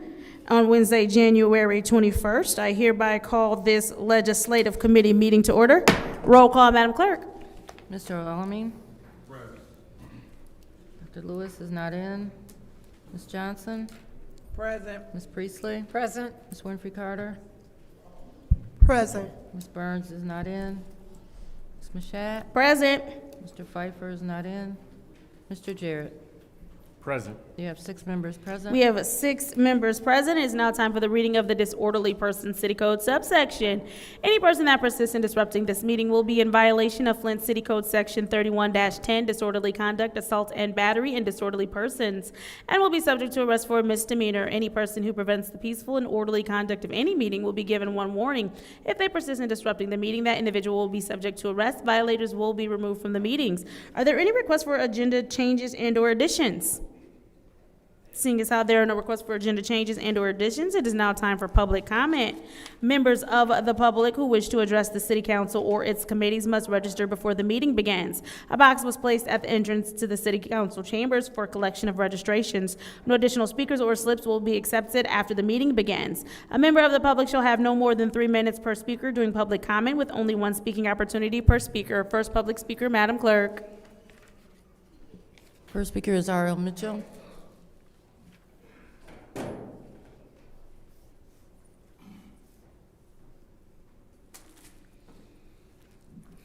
Hello, I'm R.L. Mitchell. For the record, I'm the last of the baby boomers in Flint. And what them consumer power people said, talking about you pay a fee to come up to they tore the box down, but I ain't never had opportunity to pay my own bills until people, like I said, they don't have to worry about paying your bill, so we'll pay it for you out of your check, out of your situation. But on last week, on Martin Luther King Day, I decided to go to McCree Theater to watch Tupac instead of going down to the library to watch the people do their drama stuff and talk about, King. I went to get off the bus right in front of the dollar store. Supposed to be at 2 o'clock. I decided to take a little time to go to buy some little fiddles at the dollar store and walk across the little swamp, and I heard some ice cracking under my feet. I think the water is about 6 feet deep. I almost went in the thing, the little swamp right there, but I made it across. I ran some kind or another. And I went over to the theater, and then I sat on the porch, and the security guy came out. I guess he didn't see me, got up in the car and took off. The people sitting in their cars, I thought the door was open, it was locked. I'm sitting there freezing, talking about consumer powers. I walked, and I started to go over there and catch the bus. But when I got around the bend, I seen everybody at this drive-through thing. I was finna go in there and get warm, but I see about 4 tie-hole policemen. There probably was 2 of them dudes was back there beating up darkies, and I didn't go in the thing because I was over there at the bus stop and with bullet holes right beside the bedroom window where they had a gunfight and killed the baby in the bed. And the bus came, and I got on the bus and said, "Sir, this is cross-country bus. You better get off. You going downtown?" And then I started to go in there in that office and get warm. And then the police checked me. I don't know what I was trying, how I retaliate with them, how they did Woodson in here. I'm always standing around, never being involved when they supposed to fight, like I was at Southwestern High School when they told me to stump the cop. I was gonna get his gun and blow it up, but I think that's what they wanted me to do. I'm supposed to be an athlete and all that stuff, like my friend in jail over there across the street now. He's a coach, Marcellus Children's. And the dude that Jim Jones talking about trying to get my other friend, Ernie Wingate, to represent, and then I said, "Won't you order some money and get him out and pay his bond? To get him out. They can't thinking they got little coaches, these little kids, they ain't coaching. You just like them old sumo power man talking about pay fees when I go and pay for their grandmama and after the terrorists and stuff. All this drunken Flint, give me my money, you stick. You! Say something, Ms. Priest. Thank you. Next public speaker, Madam Clerk. I really thought you were about to do a cartwheel. Next public speaker, Madam Clerk. Next speaker is Dion Freeman. Okay. And I believe Mari Copney has left. Yep. That was the only speaker for this meeting. Oh, so Ms. Freeman is our last public speaker? She done. She doesn't have, I did it the last meeting. Okay, perfect. So then that was our final public speaker. It's now time for council response. Council members may respond once to all public speakers. Only after all public speakers have spoken, an individual council member's response shall be limited to 2 minutes. Is there anyone who would like to speak during council response? All right, seeing as how there's no one who would like to speak during council response, really quickly, I do want to remind everyone, the next 2 days, we are going to be at -11 degrees at night, and so If you can get somewhere warm, please get somewhere warm. Please bring your animals, your pets, your cats, your dogs, whatever animal you may have outside. Make sure that you are bringing them inside the home as well, so we do not have any unfortunate casualties as relates to either human or animals. That is my time. We will move on to the consent agenda. Madam Chair, Councilwoman in the 4th Ward. make a motion to send the consent agenda to council. There's a motion to send the consent agenda to council by the councilwoman in the 4th Ward, properly supported by the councilman in the 1st Ward. Are there separations? Seeing as how there are no separations, we'll go ahead and vote to send the consent agenda to council. Roll call, Madam Clerk. Mr. Alamin? Dr. Lewis is not in. Ms. Johnson? Yes. Ms. Priestley? Yes. Ms. Winfrey Carter? Yes. Ms. Burns? She is not in. Ms. Mashat? Yes. Mr. Pfeiffer is not in. Mr. Jarrett? Yes. The vote is 6 yes, 0 no. The vote is 6 yes, 0 no. The consent agenda moves to council. Motion to adjourn. There's a motion to adjourn by the councilwoman in the 4th Ward. Is there support? Supported by the councilman in the 1st Ward. Roll call, Madam Clerk. Dr. Lewis is not in. Ms. Johnson? Yes. Ms. Priestley? Yes. Ms. Winfrey Carter? Yes. Ms. Burns is not in. Ms. Mashat? Yes. Mr. Pfeiffer is not in. Mr. Jarrett? Yes. Mr. Alamin? Vote is 6 yes, 0 no. The vote is 6 yes, 0 no. The time is 7:58 p.m. on Wednesday, January 21st. I hereby adjourn this legislative committee meeting.